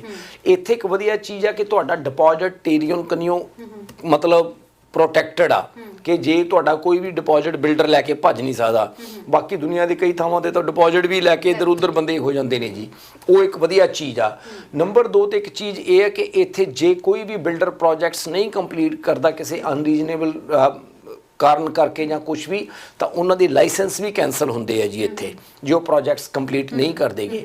ਇੱਥੇ ਹੁਣ ਜੇ ਅਸੀਂ ਦੇਖੀਏ ਤਾਂ ਮਤਲਬ ਮੈਂ ਆਪਣੇ 18 ਸਾਲ ਦੇ ਕੈਰੀਅਰ ਦੇ ਵਿੱਚ ਹਾਰਡਲੀ 5-4 ਪ੍ਰੋਜੈਕਟਸ ਦੇਖੇ ਜਿਹੜੇ ਨਹੀਂ ਕੰਪਲੀਟ ਹੋਏਗੇ, ਅਦਰਵਾਈਜ਼ ਸਾਰੇ ਪ੍ਰੋਜੈਕਟ 97-98% ਜਿਹੜੇ ਪ੍ਰੋਜੈਕਟਸ ਨੇ ਕੰਪਲੀਟ ਹੁੰਦੇ ਆ। ਸੋ ਇਹ ਜਿਹੜਾ ਮਤਲਬ ਏਰੀਆ ਵਾ ਪ੍ਰੀ ਕੰਸਟਰਕਸ਼ਨ ਦਾ, ਇੱਥੇ ਕਾਫੀ ਮਤਲਬ ਬੈਟਰ ਆ ਕੰਪੇਅਰ ਟੂ ਅਦਰ ਪਾਰਟਸ ਮਤਲਬ ਆਫ ਦਾ ਵਰਲਡ ਜੀ, ਬਾਕੀਆਂ ਥਾਵਾਂ ਦੇ ਨਾਲੋਂ। ਸੋ ਕਹਿਣ ਦਾ ਮਤਲਬ ਮੇਰਾ ਇਹ ਹੈ ਕਿ ਜੇ ਤੁਸੀਂ ਅੱਜ ਨਹੀਂ ਕੋਈ ਚੀਜ਼ ਅਫੋਰਡ ਕਰ ਸਕਦੇ ਤਾਂ ਘੱਟੋ ਘੱਟ ਪ੍ਰੀ ਕੰਸਟਰਕਸ਼ਨ ਦੇ ਵਿੱਚ ਕੋਈ ਚੀਜ਼ ਲੈ ਲਓ। ਉਹਦੇ ਨਾਲ ਇਹ ਹੋਏਗਾ ਕਿ 2-3 ਸਾਲ ਬਾਅਦ ਤੁਹਾਨੂੰ ਜਦੋਂ ਕੋਈ ਪ੍ਰਾਪਰਟੀ ਮਿਲੇਗੀ, ਐਟਲੀਸਟ ਤੁਸੀਂ ਉਹਦੀ ਮੌਰਗੇਜ ਦੀ ਅਫੋਰਡੇਬਿਲਟੀ ਤੁਹਾਡੀ ਬਣ ਜਾਏਗੀ ਉਦੋਂ ਤੱਕ, ਹੋਪਫੁਲੀ, ਰਾਈਟ। ਔਰ ਦੂਜੀ ਚੀਜ਼ ਇਹ ਵੀ ਹੈ ਜੀ ਕਿ ਉਦੋਂ ਤੱਕ ਮਤਲਬ ਤੁਹਾਡੀ ਫਾਈਨੈਂਸ਼ੀਅਲ ਸਿਚੁਏਸ਼ਨ ਵੀ ਕੁਝ ਬੈਟਰ ਹੋ ਜਾਂਦੀ ਆ। ਸੋ ਰਾਦਰ ਦੈਨ ਨਾ ਕੁਝ ਬਾਏ ਕਰਨ ਦੀ ਬਜਾਏ ਜਾਂ ਸਾਰੀ ਉਮਰ ਰੈਂਟ ਪੇ ਕਰਨ ਦੀ ਬਜਾਏ ਕੋਈ ਨਾ ਕੋਈ ਚੀਜ਼ ਆਪਣੀ ਭਾਵੇਂ ਛੋਟੀ ਲੈ ਲਓ ਪਰ ਪ੍ਰੀ ਕੰਸਟਰਕਸ਼ਨ 'ਚ ਲੈ ਜ਼ਰੂਰ ਲਓ ਜੀ। ਦੂਸਰੀ ਗੱਲ ਇਹਦੇ 'ਚ ਜਿਹੜਾ ਇੱਕ ਹੋਰ ਬੈਨੀਫਿਟ ਮੈਂ ਦੇਖਦਾ ਉਹ ਇਹ ਹੈ ਕਿ ਮੰਨ ਲਓ ਤੁਹਾਡੇ ਕੋਲ $80,000 ਹੈ, ਉਹ ਤੁਸੀਂ ਬੈਂਕ 'ਚ ਰੱਖਦੇ ਹੋ। ਉਹ ਬੈਂਕ ਦੇ ਵਿੱਚ ਤੁਹਾਨੂੰ ਸਾਰਿਆਂ ਨੂੰ ਪਤਾ ਹੀ ਹੈ ਕਿ ਇੰਟਰਸਟ ਕਿੰਨਾ ਕੁ ਮਿਲਦਾ ਆ। ਸੈਂਟਸ ਦੇ ਵਿੱਚ ਤੁਸੀਂ ਦੇਖ ਸਕਦੇ ਹੋ, ਚਾਹੇ ਤੁਹਾਡੇ ਕੋਲ 100,000 ਆ, ਕੁਝ ਸੈਂਟਸ ਜਿਹੜਾ ਇੰਟਰਸਟ ਆਇਆ ਹੁੰਦਾ ਮਹੀਨੇ ਦਾ। ਜਦੋਂ ਤੁਸੀਂ ਕੋਈ ਪ੍ਰੀ ਕੰਸਟਰਕਸ਼ਨ ਦੇ ਵਿੱਚ ਪ੍ਰਾਪਰਟੀ ਬਾਏ ਕਰਦੇ ਹੋ, ਤੁਹਾਡਾ ਉਹ $80,000 ਤੁਸੀਂ ਬਿਲਡਰ ਨੂੰ ਡਿਪੋਜ਼ਿਟ ਦੇ ਦਿੱਤਾ, ਜਿਹੜੀ ਔਰ ਉਹਦੇ ਨਾਲ ਤੁਸੀਂ ਮੰਨ ਲਓ ਕਿ ਜੇ ਆਪਾਂ ਇੱਕ ਐਗਜ਼ਾਮਪਲ ਲਈਏ ਵੀ 6 ਲੱਖ ਦੀ ਕੋਈ ਪ੍ਰਾਪਰਟੀ ਤੁਸੀਂ ਬੁੱਕ ਕਰਾ ਲਈ, ਤੁਸੀਂ ਕੋਂਡੋ 6 ਲੱਖ ਦਾ ਬੁੱਕ ਕਰਾ ਲਿਆ। ਹੁਣ ਜਿਹੜੀ ਤੁਹਾਡੀ ਗਰੋਥ ਹੋ ਰਹੀ ਹੈ ਉਹ 6 ਲੱਖ ਤੇ ਹੋ ਰਹੀ ਹੈ, ਨਾ ਕਿ ਸਿਰਫ 80,000 ਤੇ ਹੋ ਰਹੀ ਹੈ। ਸੋ ਇਹ ਇੱਕ ਬਹੁਤ ਵੱਡਾ ਬੈਨੀਫਿਟ ਹੈ। ਪਲੱਸ ਜਦੋਂ ਅੱਜ ਤੋਂ 3 ਸਾਲ ਬਾਅਦ ਜਾਂ 4 ਸਾਲ ਬਾਅਦ ਕਈ ਪ੍ਰੋਜੈਕਟ ਨੇ ਜਿਹੜੇ 6-6 ਸਾਲ ਬਾਅਦ ਵੀ ਕੰਪਲੀਟ ਹੋਣੇ ਨੇ, ਉਹਦੇ ਵਿੱਚ ਡੈਫੀਨਿਟਲੀ ਲੌਂਗ ਟਰਮ ਦੇ ਵਿੱਚ ਰੀਅਲ ਸਟੇਟ ਜਿਹੜੀ ਆ ਉਹ ਉੱਪਰ ਵੈਲਿਊ ਉਹਦੀ ਜਾਂਦੀ ਹੈ। ਔਰ ਜਦੋਂ ਤੱਕ ਉਹ ਤੁਹਾਨੂੰ ਡਿਲੀਵਰ ਹੋਣਾ ਹੈ, ਚਾਬੀਆਂ ਤੁਹਾਨੂੰ ਮਿਲਣੀਆਂ ਨੇ, ਡੈਫੀਨਿਟਲੀ ਉਹਦੇ 'ਚ ਤੁਸੀਂ ਬਹੁਤ ਜ਼ਿਆਦਾ ਐਕੁਇਟੀ ਜਿਹੜੀ ਆ ਉਹ ਇਕੱਠੀ ਕਰ ਚੁੱਕੇ ਹੋਵੋਗੇ। ਪ੍ਰੀ ਕੰਸਟਰਕਸ਼ਨ ਪ੍ਰਾਪਰਟੀ ਖਰੀਦਣ ਵੇਲੇ ਵੀ ਕਿਹੜੀਆਂ ਚੀਜ਼ਾਂ ਦਾ ਖਾਸ ਖਿਆਲ ਰੱਖਣਾ ਜ਼ਰੂਰੀ ਹੈ? ਪ੍ਰੀ ਕੰਸਟਰਕਸ਼ਨ ਦੇ ਵਿੱਚ ਜਿਹੜੀ ਮੇਨ ਚੀਜ਼ ਆ ਤਰਨ ਜੀ, ਮੈਂ ਉਹ ਗੱਲ ਕਹੂੰਗਾ ਕਿ ਸਭ ਤੋਂ ਪਹਿਲੀ ਚੀਜ਼ ਹੈ ਕਿ ਬਿਲਡਰ ਦੀ ਕ੍ਰੈਡੀਬਿਲਿਟੀ ਜ਼ਰੂਰ ਦੇਖੋ। That's the number 1 thing. मतलब ये देखो कि मेजोरिटी ऑफ ਜਿਹੜੇ ਬਿਲਡਰ ਨੇ ਜਿਨ੍ਹਾਂ ਦੀ ਕ੍ਰੈਡੀਬਿਲਿਟੀ ਆ ਉਹਨਾਂ ਦਾ ਪ੍ਰੋਜੈਕਟ ਕਦੇ ਕੈਂਸਲ ਨਹੀਂ ਹੁੰਦਾ ਜੀ, ਮਤਲਬ ਜੋ ਅਸੀਂ ਦੇਖਿਆ ਜੀ। ਔਰ ਦੂਜੀ ਗੱਲ ਇਹ ਜੇ ਕੋਈ ਨਵਾਂ ਬਿਲਡਰ ਵੀ ਆ ਫਿਰ ਵੀ ਕੁਛ ਨਾ ਕੁਛ ਉਹਦੇ ਤੇ ਵੀ ਹੋਮਵਰਕ ਕੀਤਾ ਜਾ ਸਕਦਾ, ਕਿਉਂਕਿ ਕੋਈ ਵੀ ਬੰਦਾ ਇੱਕ ਦਿਨ 'ਚ ਵੱਡਾ ਬਿਲਡਰ ਜਾਂ ਵੱਡਾ ਡਿਵੈਲਪਰ ਨਹੀਂ ਬਣਦਾ। ਉਹਨੇ ਪਾਸਟ 'ਚ ਕੋਈ ਨਾ ਕੋਈ ਛੋਟਾ ਕੰਮ ਭਾਵੇਂ ਕੀਤਾ ਹੋਵੇ, ਕੋਈ ਕਸਟਮ ਬਿਲਡ ਘਰ ਕੀਤੇ ਹੋਣ ਜਾਂ ਕੋਈ ਛੋਟੀ ਸਬ ਡਿਵੀਜ਼ਨ ਕੀਤੀ ਹੋਵੇ, ਉਹਨਾਂ ਨੇ ਕੋਈ ਨਾ ਕੋਈ ਪਾਸ ਦੇ ਵਿੱਚ ਕੰਮ ਜ਼ਰੂਰ ਕੀਤਾ ਹੁੰਦਾ। ਸੋ ਬਿਲਡਰ ਦੀ ਕ੍ਰੈਡੀਬਿਲਿਟੀ ਜ਼ਰੂਰ ਚੈੱਕ ਕਰੋ ਕਿ ਜਿਹੜਾ ਬਿਲਡਰ ਆ ਉਹਦੀ ਕ੍ਰੈਡੀਬਿਲਿਟੀ ਆ ਕਿ ਉਹ ਮਾਰਕੀਟ ਦੇ ਵਿੱਚ ਵਧੀਆ ਪ੍ਰੋਡਕਟ ਆ ਜਿਹੜਾ ਡਿਲੀਵਰ ਕਰਦੇ ਨੇ। ਇਹ ਨੰਬਰ 1 ਆ ਜੀ। ਨੰਬਰ 2 ਤੇ ਦੂਜੀ ਚੀਜ਼ ਇਹ ਹੈ ਕਿ ਜਿਹੜਾ ਬਿਲਡਰ ਦਾ ਐਗਰੀਮੈਂਟ ਆ, ਜਿਹੜੇ ਬਿਲਡਰ ਲੋਅਰ ਆਈ ਦੇ ਵਿੱਚ ਫਰਮ ਐਗਰੀਮੈਂਟ ਵੀ ਸਾਈਨ ਕਰਾਉਂਦੇ ਆ ਜੀ, ਅੱਜ ਦੀ ਡੇਟ ਦੇ ਵਿੱਚ 99% ਉਹ ਜਿਹੜੇ ਬਿਲਡਰ ਆ ਤੁਹਾਨੂੰ ਪਹਿਲਾਂ ਉਹ ਐਗਰੀਮੈਂਟ ਦਾ ਸਪੈਸੀਮਨ, ਉਹਦਾ ਸੈਂਪਲ ਤੁਹਾਨੂੰ ਈਮੇਲ ਕਰ ਦਿੰਦੇ ਨੇ। ਸੋ ਆਪਣਾ ਉਹ ਜਿਹੜਾ ਸਪੈਸੀਮਨ ਆ ਉਹਦਾ ਆਪਣੇ ਐਗਰੀਮੈਂਟ ਦਾ ਜਾਂ ਜੋ ਉਹਦਾ ਸੈਂਪਲ ਆ ਉਹ ਆਪਣੇ ਲਾਇਰ ਤੋਂ ਰਿਵਿਊ ਜ਼ਰੂਰ ਕਰਾਓ ਤਾਂ ਕਿ ਤੁਹਾਨੂੰ ਕਿਸੇ ਵੀ ਚੀਜ਼ ਦੇ ਬਾਰੇ ਕੋਈ ਹੈਰਾਨੀ ਨਾ ਹੋਵੇ ਕੱਲ ਨੂੰ। ਜੇ ਤੁਸੀਂ ਕੋਈ ਕੌਂਡੋ ਦੇ ਵਿੱਚ ਬਾਏ ਕਰ ਰਹੇ ਹੋ ਤਾਂ ਤੁਹਾਡੇ ਕੋਲ ਵੈਸੇ ਹੀ 10 ਦਿਨ ਦਾ ਕੂਲਿੰਗ ਆਫ ਪੀਰੀਅਡ ਹੁੰਦਾ ਕਿ 10 ਦਿਨ ਦੇ ਵਿੱਚ ਤੁਸੀਂ ਆਪਣਾ ਐਗਰੀਮੈਂਟ ਆ ਜਿਹੜਾ ਰਿਵਿਊ ਕਰਵਾ ਸਕਦੇ ਹੋ। ਨੰਬਰ 3 ਜਿਹੜੀ ਤੀਜੀ ਚੀਜ਼ ਦੇ ਵਿੱਚ ਖਿਆਲ ਰੱਖਣ ਵਾਲੀ ਹੈ ਕਿ ਉਹ ਟੇਰੀਓਨ ਆ ਜਿਹੜੀ ਇੱਕ ਸਰਟਨ ਅਮਾਉਂਟ ਤੱਕ ਜਿਹੜਾ ਡਿਪੋਜ਼ਿਟ ਆ ਉਹ ਕਵਰ ਕਰਦੀ ਆ। ਇਹ ਨਹੀਂ ਹੈ ਵੀ ਜਿੰਨਾ ਮਰਜ਼ੀ ਡਿਪੋਜ਼ਿਟ ਹੋਵੇ ਉਹ ਉਨਾ ਕਵਰ ਕਰਦੀ ਆ ਟੇਰੀਓਨ। ਸੋ ਇੱਕ ਚੀਜ਼ ਇਹ ਮੇਕ ਸ਼ੋਰ ਕਰੋ ਕਿ ਜਿਹੜਾ ਤੁਸੀਂ ਬਿਲਡਰ ਦਾ ਜਾਂ ਕਿਤੇ ਡਿਪੋਜ਼ਿਟ ਦੇ ਰਹੇ ਹੋ ਉਹ ਇੰਨਾ ਕੀ ਹੋਣਾ ਚਾਹੀਦਾ ਜਿਹੜਾ ਕਿ ਕਵਰਡ ਹੋਵੇ ਜਾਂ ਥੋੜਾ ਬਹੁਤ ਉਸ ਤੋਂ ਜ਼ਿਆਦਾ ਹੋਵੇ। ਮਤਲਬ ਬਹੁਤ ਜ਼ਿਆਦਾ ਡਿਪੋਜ਼ਿਟ ਆ ਜਿਹੜਾ ਦੇਣ ਲੱਗਿਆ ਉਸ ਚੀਜ਼ ਦਾ ਵੀ ਤੁਸੀਂ ਥੋੜਾ ਜਿਹਾ ਖਿਆਲ ਰੱਖੋ। ਜੀ ਸਰ, ਤੁਸੀਂ ਕੁਝ ਐਡ ਆਨ ਕਰਨਾ ਚਾਹੋਗੇ? ਇਹਦੇ 'ਚ ਇੱਕ ਜਿਹੜੀ ਚੀਜ਼ ਮੇਰੇ ਆ ਰਹੀ ਸੀ ਹੁਣੇ ਜ਼ਹਿਨ ਦੇ ਵਿੱਚ, ਉਹ ਡੈਫੀਨਿਟਲੀ ਜਿਹੜਾ ਬਿਲਡਰ ਟੈਰੀਓਨ ਦਾ ਅਪਰੂਵ ਤਾਂ ਹੋਣਾ ਹੀ ਚਾਹੀਦਾ ਆ। ਉਹਦੇ ਨਾਲ ਰਿਸਕ ਜਿਹੜਾ ਤੁਹਾਡਾ ਘਟ ਜਾਂਦਾ ਆ, ਕਿਉਂਕਿ ਟੈਰੀਓਨ ਇੱਕ ਇਹੋ ਜਿਹੀ ਸੰਸਥਾ ਆ ਜਿਹੜੀ ਕਿ ਸਟੈਂਡਰਡਸ ਨੂੰ ਮੇਨਟੇਨ ਕਰਕੇ ਰੱਖਦੀ ਹੈ, ਚਾਹੇ ਉਹ ਬਿਲਡਿੰਗ ਕੋਡ ਸਟੈਂਡਰਡਸ ਹੋਣ, ਚਾਹੇ ਉਹ ਫਾਈਨੈਂਸ਼ੀਅਲ ਓਬਲੀਗੇਸ਼ਨਸ ਹੋਣ ਬਿਲਡਰਸ ਦੀਆਂ। ਸੋ ਉਹ ਬਹੁਤ ਇੰਪੋਰਟੈਂਟ ਆ ਔਰ ਉਹਦੀ ਜਿਹੜੀ ਆ ਇਨਫੋਰਮੇਸ਼ਨ ਤੁਸੀਂ ਆਪਣੇ ਜਿਹੜਾ ਸੇਲਸ ਰਿਪਰੈਜ਼ੈਂਟੇਟਿਵ ਤੁਹਾਨੂੰ ਰਿਪਰੈਜ਼ੈਂਟ ਕਰ ਰਿਹਾ ਆ ਉਹਦੇ ਕੋਲੋਂ ਡੈਫੀਨਿਟਲੀ ਲੈਣੀ ਨਾ ਭੁੱਲੋ। ਜਿਵੇਂ ਤੁਸੀਂ ਹੁਣੇ ਗੱਲ ਕੀਤੀ ਹੈ, ਤੁਸੀਂ ਬਿਲਡਰਸ ਦੀ ਗੱਲ ਕੀਤੀ ਹੈ, ਥੋੜੀ ਬ੍ਰੋਕਰੇਜ ਦੇ ਬਾਰੇ ਵਿੱਚ ਵੀ ਗੱਲਬਾਤ ਕਰ ਲੈਣੇ, ਕਿਉਂਕਿ ਬਹੁਤ ਸਾਰਾ ਯੂਥ ਇਸ ਵਕਤ ਨਵਾਂ ਆ ਰਿਹਾ ਜਿਹੜਾ ਇਸ ਫੀਲਡ ਦੇ ਵਿੱਚ ਆਉਣਾ ਚਾਹੁੰਦਾ ਆ ਜਾਂ ਆ ਚੁੱਕਿਆ ਵਾ ਤੇ ਉਹਨਾਂ ਨੂੰ ਇਹ ਨਹੀਂ ਪਤਾ ਲੱਗ ਰਿਹਾ ਕਿ ਅਸੀਂ ਜੁਆਇਨ ਕਿਵੇਂ ਕਰੀਏ, ਕੀ ਵੇਖੀਏ ਇੱਕ ਬ੍ਰੋਕਰੇਜ ਨੂੰ ਜਦੋਂ ਉਹ ਸਿਲੈਕਟ ਕਰਨਾ ਚਾਹੁੰਦੇ ਨੇ, ਕਿਹੜੀ ਕੰਪਨੀ ਨਾਲ ਕੰਮ ਕਰਨ, ਕੀ ਗੱਲਾਂ ਦਾ ਧਿਆਨ ਰੱਖਣ? ਸਰ ਜੀ ਦੇਖੋ, ਜਦੋਂ ਵੀ ਕੋਈ ਵੀ ਆਦਮੀ ਰੀਅਲ ਸਟੇਟ ਦਾ ਲਾਇਸੈਂਸ ਲੈਂਦਾ ਜੀ, ਸਭ ਤੋਂ ਪਹਿਲੀ ਗੱਲ ਤਾਂ ਮੈਂ ਇਹ ਗੱਲ ਕਹਿਣੀ ਚਾਹਾਂਗਾ ਕਿ ਰੀਅਲ ਸਟੇਟ ਜਿਹੜਾ ਇਹ ਬਿਜ਼ਨਸ ਆ ਜਾਂ ਜਿਹੜਾ ਇਹ ਕੈਰੀਅਰ ਆ ਜੀ, ਇਹ ਨਾ ਇੱਕ ਫੁੱਲ ਟਾਈਮ ਕੈਰੀਅਰ ਆ, ਇਹ ਪਾਰਟ ਟਾਈਮ ਕੈਰੀਅਰ ਨਹੀਂ ਹੈ ਵੀ ਜੇ ਆਪਾਂ ਸੋਚੀਏ ਕਿ ਵੀ ਆਪਾਂ ਇਹਦੇ 'ਚ ਪਾਰਟ ਟਾਈਮ ਚੀਜ਼ਾਂ ਕਰ ਲਾਂਗੇ। ਪਾਰਟ ਟਾਈਮ ਤੁਸੀਂ ਇਹਦੇ 'ਚ ਬਹੁਤ ਲਿਮਟਿਡ ਜਿਹੀਆਂ ਚੀਜ਼ਾਂ ਕਰ ਸਕਦੇ ਹੋ, ਮਤਲਬ ਬਹੁਤ ਜ਼ਿਆਦਾ ਚੀਜ਼ਾਂ ਨਹੀਂ ਕਰ ਸਕਦੇ ਪਾਰਟ ਟਾਈਮ। ਠੀਕ ਆ, ਜੇ ਤਾਂ ਤੁਸੀਂ ਕੋਈ ਸਾਲ 'ਚ 1-2 ਟ੍ਰਾਂਜੈਕਸ਼ਨਾਂ ਕਰਨੀਆਂ ਚਾਹੁੰਦੇ ਹੋ ਤਾਂ ਗੱਲ ਵੱਖਰੀ ਹੈ ਕਿ ਤੁਸੀਂ ਪਾਰਟ ਟਾਈਮ ਕਰ ਸਕਦੇ ਹੋ, ਪਰ ਜੇ ਤੁਸੀਂ ਇਹਨੂੰ ਆਪਣੀ ਲਿਵਿੰਗ ਬਣਾਉਣਾ ਚਾਹੁੰਦੇ ਹੋ ਤਾਂ ਇਹ ਇੱਕ ਫੁੱਲ ਟਾਈਮ ਕੈਰੀਅਰ ਹੈ, ਇੱਕ ਪਾਰਟ ਟਾਈਮ ਕੈਰੀਅਰ ਨਹੀਂ ਹੈ। ਸਭ ਤੋਂ ਪਹਿਲੀ ਚੀਜ਼ ਤਾਂ ਇਹ ਆ, ਕਿਉਂਕਿ ਅਕਸਰ ਮੈਂ ਦੇਖਿਆ ਕਿ ਜਦੋਂ ਆਪਾਂ ਲਾਇਸੈਂਸ ਲੈਂਦੇ ਆਪਾਂ ਕਾਫੀ ਇਹ ਵੀ ਵਾਰ ਸੋਚਦੇ ਹਾਂ ਕਿ ਆਪਣਾ ਕੋਈ ਹੋਰ ਵਧੀਆ ਇਨਕਮ ਦਾ ਸੋਰਸ ਹੋਣਾ, ਕਿ ਆਪਾਂ ਕਹਿੰਦੇ ਹਾਂ ਕਿ ਚਲੋ ਆਪਾਂ ਲਾਇਸੈਂਸ ਲੈ ਲਈਏ, ਆਪਾਂ ਇੱਧਰ ਵੀ ਨਾਲ ਟ੍ਰਾਂਜੈਕਸ਼ਨਸ ਕਰੀ ਚੱਲਾਂਗੇ। ਉਹ ਇੰਨਾ ਸੌਖਾ ਟਾਸਕ ਨਹੀਂ ਹੈ ਕਿ ਤੁਸੀਂ ਨਾਲ ਕਿਸੇ ਚੀਜ਼ ਦੇ ਹੋਰ ਇੱਧਰ ਆਸਾਨੀ ਨਾਲ ਟ੍ਰਾਂਜੈਕਸ਼ਨਸ ਕਰ ਸਕੋ। ਸੋ ਪਹਿਲੀ ਗੱਲ ਤਾਂ ਇਹ ਹੈ ਕਿ ਇਹ ਸੋਚੋ ਕਿ ਤੁਸੀਂ ਇਹਨੂੰ ਆਪਣਾ ਕੈਰੀਅਰ ਬਣਾਉਣਾ ਜਾਂ ਇਹ ਤੁਹਾਡੀ ਹੌਬੀ ਆ। That's the number 1 thing, ਕਿਉਂਕਿ ਹੌਬੀ ਇੱਕ ਅਲੱਗ ਚੀਜ਼ ਹੈ, ਕੈਰੀਅਰ ਇੱਕ ਅਲੱਗ ਚੀਜ਼ ਹੈ ਜੀ। ਠੀਕ ਹੈ, ਐਜ ਏ ਹੌਬੀ ਤੁਸੀਂ ਜੇ ਪਾਰਟ ਟਾਈਮ ਕੰਮ ਕਰਦੇ ਹੋ, ਤੁਸੀਂ 1 ਜਾਂ 2 ਟ੍ਰਾਂਜੈਕਸ਼ਨ ਇੱਧਰ ਉੱਧਰ ਕਰ ਲਓਗੇ ਤਾਂ ਗੱਲ ਵੱਖਰੀ ਆ, ਬਟ ਇਸ ਤੋਂ ਜ਼ਿਆਦਾ ਕੰਮ ਕਰਨਾ ਮੁਸ਼ਕਲ ਹੋ ਜਾਂਦਾ ਜੀ।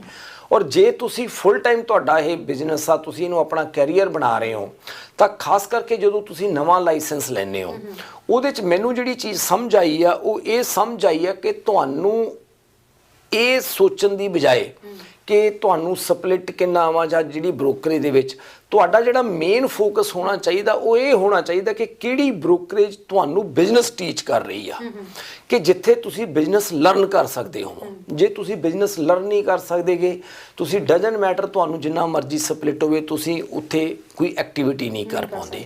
ਕਿਉਂਕਿ ਜਦੋਂ ਤੁਹਾਡਾ ਇਹ ਫੁੱਲ ਟਾਈਮ ਕੈਰੀਅਰ ਹੈ, ਤੁਸੀਂ ਇੱਕ ਚੀਜ਼ ਦੇਖੋ ਤਰਨ ਜੀ, ਇੱਕ ਬੜਾ ਸੈਡ ਪਾਰਟ ਆ ਸਾਡੀ ਇੰਡਸਟਰੀ ਦਾ, ਇਹ ਰੀਅਲ ਸਟੇਟ ਇੰਡਸਟਰੀ ਦਾ, ਉਹ ਇਹ ਸੈਡ ਪਾਰਟ ਆ ਕਿ ਇਹਦੇ 'ਚ ਕਿਸੇ ਵੀ ਤਰ੍ਹਾਂ ਦੀ ਕੋਈ ਫਾਰਮਲ ਟ੍ਰੇਨਿੰਗ ਨਹੀਂ ਹੈ। ਹੁਣ ਤੁਸੀਂ ਹੋਰ ਦੇਖੋ, ਕੋਈ ਵੀ ਜਿਹੜੇ ਹੋਰ ਪ੍ਰੋਫੈਸ਼ਨਸ ਨੇ, ਠੀਕ ਹੈ ਜੀ, ਤੁਸੀਂ ਇੰਜੀਨੀਅਰਿੰਗ ਕਰਦੇ ਹੋ ਤਾਂ ਆਪਾਂ ਇੱਥੇ ਕੋਆਪ ਪ੍ਰੋਗਰਾਮ ਆ ਸਾਡੇ, ਉੱਥੇ ਕੀ ਹੁੰਦਾ ਸੀਗਾ, ਸਾਡੇ ਉੱਥੇ ਇੰਟਰਨਸ਼ਿਪ ਹੁੰਦੀ ਸੀਗੀ ਜੀ।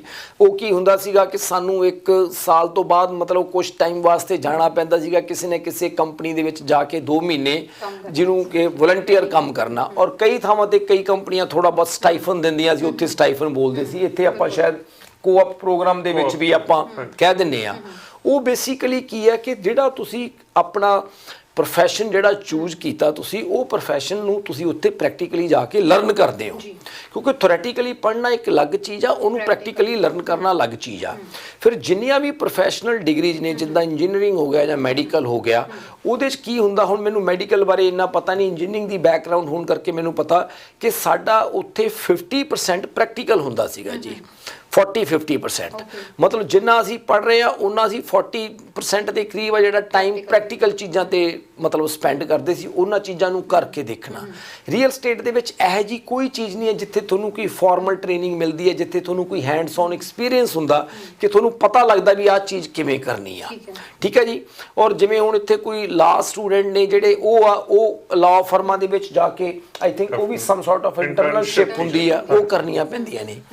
ਇਹ ਇਹੋ ਜਿਹਾ ਪ੍ਰੋਫੈਸ਼ਨ ਆ ਜੀ ਜਿੱਥੇ ਤੁਸੀਂ ਅੱਜ ਲਾਇਸੈਂਸ ਲੈਂਦੇ ਹੋ ਤੇ ਸਵੇਰੇ ਤੁਸੀਂ ਬਾਈ ਆਲ ਇਨ ਆਲ ਇਕੱਲੇ ਹੀ ਮਤਲਬ ਤੁਸੀਂ ਆਪਣਾ ਕੰਮ ਕਰਨਾ।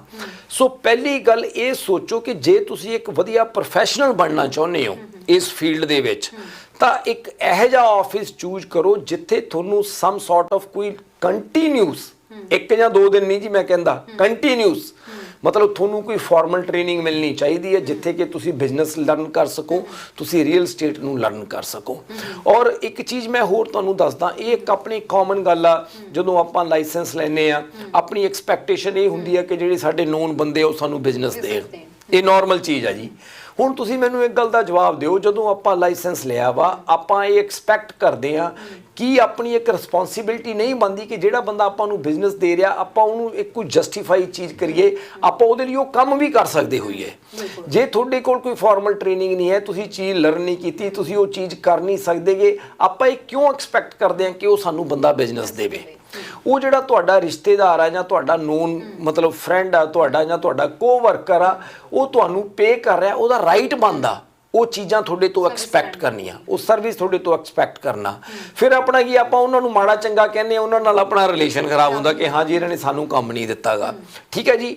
ਸੋ ਇਸ ਕਰਕੇ ਜਿਹੜਾ ਮੇਨ ਫੋਕਸ ਆ ਜਦੋਂ ਤੁਸੀਂ ਲਾਇਸੈਂਸ ਲੈਂਦੇ ਹੋ, ਲਰਨਿੰਗ ਦੇ ਉੱਤੇ ਪਹਿਲਾਂ ਫੋਕਸ ਕਰੋ। ਜੇ ਤੁਸੀਂ ਅਰਨ ਕਰਨਾ ਚਾਹੁੰਦੇ ਹੋ, ਜਿੰਨਾ ਤੁਸੀਂ ਬੈਟਰ ਲਰਨ ਕਰੋਗੇ ਉਹਨਾਂ ਤੁਸੀਂ ਬੈਟਰ ਅਰਨ ਕਰੋਗੇ। ਜੇ ਤੁਸੀਂ ਲਰਨ ਨਹੀਂ ਕਰਦੇ, ਕੀਪ ਇਨ ਮਾਈਂਡ ਡਜਨ ਮੈਟਰ ਤੁਹਾਨੂੰ ਜੋ ਮਰਜ਼ੀ ਕੋਈ ਕਹੀ ਚੱਲੇ, ਮੇਰੇ ਸ਼ਬਦ ਥੋੜੇ ਜਿਹੇ ਕੌੜੇ ਜ਼ਰੂਰ ਲੱਗਣਗੇ, ਮਤਲਬ ਸ਼ਾਇਦ ਜਿਹੜੇ ਵੀ ਬੰਦੇ ਇਸ ਫੀਲਡ ਦੇ ਵਿੱਚ ਆਉਣਾ ਚਾਹੁੰਦੇ ਆ, ਪਹਿਲਾ ਤੁਹਾਡਾ ਜਿਹੜਾ ਸਟੈਪ ਹੋਣਾ ਚਾਹੀਦਾ ਲਰਨਿੰਗ ਤੇ ਫੋਕਸ ਹੋਣਾ ਚਾਹੀਦਾ ਜੇ ਤੁਸੀਂ ਇਸ ਬਿਜ਼ਨਸ 'ਚ ਸਕਸੈਸਫੁਲ ਹੋਣਾ ਚਾਹੁੰਦੇ ਹੋ। ਜੇ ਤੁਸੀਂ ਲਰਨ ਨਹੀਂ ਕਰਦੇਗੇ, ਬਲੀਵ ਮੀ ਡਜਨ ਮੈਟਰ ਤੁਹਾਨੂੰ ਕਿਹੜਾ ਮਰਜ਼ੀ ਬੰਦਾ ਕੋਈ ਹੋ ਮਰਜ਼ੀ ਕਹੀ ਚੱਲੇ, ਤੁਹਾਡੇ ਲਈ ਇਸ ਬਿਜ਼ਨਸ ਦੇ ਵਿੱਚ ਸਕਸੀਡ ਹੋਣਾ ਕਾਫੀ ਮੁਸ਼ਕਲ ਹੋ ਜਾਂਦਾ ਹੈ। ਜੀ ਸਰ, ਤੁਸੀਂ ਕੀ ਕਹੋਗੇ? ਦੂਸਰੀ ਵੱਡੀ ਗੱਲ ਜਿਹੜੀ ਹੈ ਜੀ ਉਹ ਹੈਗੀ ਆ ਇਸ ਪ੍ਰੋਫੈਸ਼ਨ ਦੇ ਵਿੱਚ, ਕਿਉਂਕਿ ਸਾਰੇ ਹੀ ਰੀਅਲਟਰਸ ਜਿਹੜੇ ਨੇ ਉਹ ਇੰਡੀਪੈਂਡੈਂਟ ਕੰਟਰੈਕਟਰਸ ਨੇ, ਕਿਸੇ ਨਾ ਕਿਸੇ ਬ੍ਰੋਕਰੇਜ ਦੇ ਨਾਲ ਉਹਨਾਂ ਨੂੰ ਜੁਆਇਨ ਕਰਨਾ ਪੈਂਦਾ, ਉਹ ਇੰਡੀਵਿਜੂਅਲੀ ਪ੍ਰੈਕਟਿਸ ਨਹੀਂ ਕਰ ਸਕਦੇ। ਠੀਕ ਹੈ। ਬ੍ਰੋਕਰੇਜ ਦੇ ਅੰਡਰ ਹੀ, ਬ੍ਰੋਕਰੇਜ ਦੇ ਨਾਂ ਦੇ ਥੱਲੇ ਹੀ ਸਾਰੀਆਂ ਟ੍ਰਾਂਜੈਕਸ਼ਨਸ ਹੁੰਦੀਆਂ ਨੇ। ਠੀਕ ਹੈ। ਸਭ ਤੋਂ ਵੱਡੀ ਗੱਲ ਇਹ ਹੈਗੀ ਆ ਕਿ ਅਸੀਂ ਇਹ ਅਸਿਊਮ ਕਰ ਲੈਂਦੇ ਆ ਕਿ ਮੈਂ ਹੁਣ ਰੀਅਲ ਸਟੇਟ ਦਾ ਲਾਇਸੈਂਸ ਲੈ ਲਿਆ, ਮੈਂ ਜੋ ਮਰਜ਼ੀ ਕਰ ਸਕਦਾ ਆ, ਕਿ ਜੇ ਮੈਂ 11 ਵਜੇ ਆਫਿਸ ਜਾਣਾ ਤਾਂ ਮੈਂ 11 ਵਜੇ ਆਫਿਸ ਜਾ ਸਕਦਾ, ਜੇ ਮੈਂ 2 ਵਜੇ ਛੁੱਟੀ ਕਰਕੇ ਘਰ ਨੂੰ ਆ ਜਾਣਾ ਤਾਂ ਮੈਂ ਉਹ ਕਰ ਸਕਦਾ ਆ। ਸਭ ਤੋਂ ਵੱਡੀ ਜਿਹੜੀ ਅਸੀਂ ਦੇਖੀ ਆ ਪ੍ਰੋਬਲਮ ਅਕਾਊਂਟੇਬਿਲਟੀ ਦੀ ਆ ਕਿ ਕੋਈ ਪੁੱਛਣ ਵਾਲਾ ਨਹੀਂਗਾ ਹੁੰਦਾ, ਕਿਉਂਕਿ ਤੁਸੀਂ ਆਪਣੇ ਚੰਗੇ ਮਾੜੇ ਲਈ ਆਪ ਰਿਸਪੌਂਸਿਬਲ ਹੁੰਦੇ ਹੋ। ਸੋ ਇੱਕ ਅਕਾਊਂਟੇਬਲ ਜਿਹੜੀ ਤੁਹਾਨੂੰ ਬ੍ਰੋਕਰੇਜ ਅਕਾਊਂਟੇਬਲ ਵੀ ਬਣਾਉਂਦੀ ਆ, ਇੱਕ ਪਹਿਲੂ ਉਹ ਵੀ ਬਹੁਤ ਜ਼ਰੂਰੀ ਆ ਜੀ। ਜੀ ਸੋ ਜਿਵੇਂ ਜੀ ਸਰ ਤੁਸੀਂ ਇੱਕ ਚੀਜ਼ ਦੇਖੋ, ਜਿੱਦਾਂ ਢਿੱਲੋਂ ਸਾਹਿਬ ਨੇ ਕਿਹਾ ਅਕਾਊਂਟੇਬਿਲਟੀ ਬੜੀ ਜ਼ਰੂਰੀ ਹੈ ਜੀ। ਹੁਣ ਤੁਸੀਂ ਇੱਕ ਚੀਜ਼ ਦੇਖੋ, ਮੈਂ ਕਈ ਵਾਰ ਮੌਕਾ ਮਿਲਿਆ ਅਲੱਗ-ਅਲੱਗ ਮਾਲਸ ਦੇ ਵਿੱਚ, ਜਿੱਦਾਂ ਅਸੀਂ ਕੋਈ ਲੀਜ਼ਸ ਵਗੈਰਾ ਨੈਗੋਸ਼ੀਏਟ ਕਰਦੇ ਆ, ਉਹਨਾਂ ਦੀਆਂ ਤਰ੍ਹਾਂ ਜੀ ਕੰਡੀਸ਼ਨਸ ਨੇ ਕਿ ਇੰਨੇ ਵਜੇ ਤੁਹਾਡੀ ਸਵੇਰੇ ਸ਼ਾਪ ਖੁੱਲਣੀ ਚਾਹੀਦੀ ਹੈ ਜੀ, ਆਹ ਤੁਹਾਡੇ ਵਰਕਿੰਗ ਆਵਰਸ ਹੋਣਗੇ।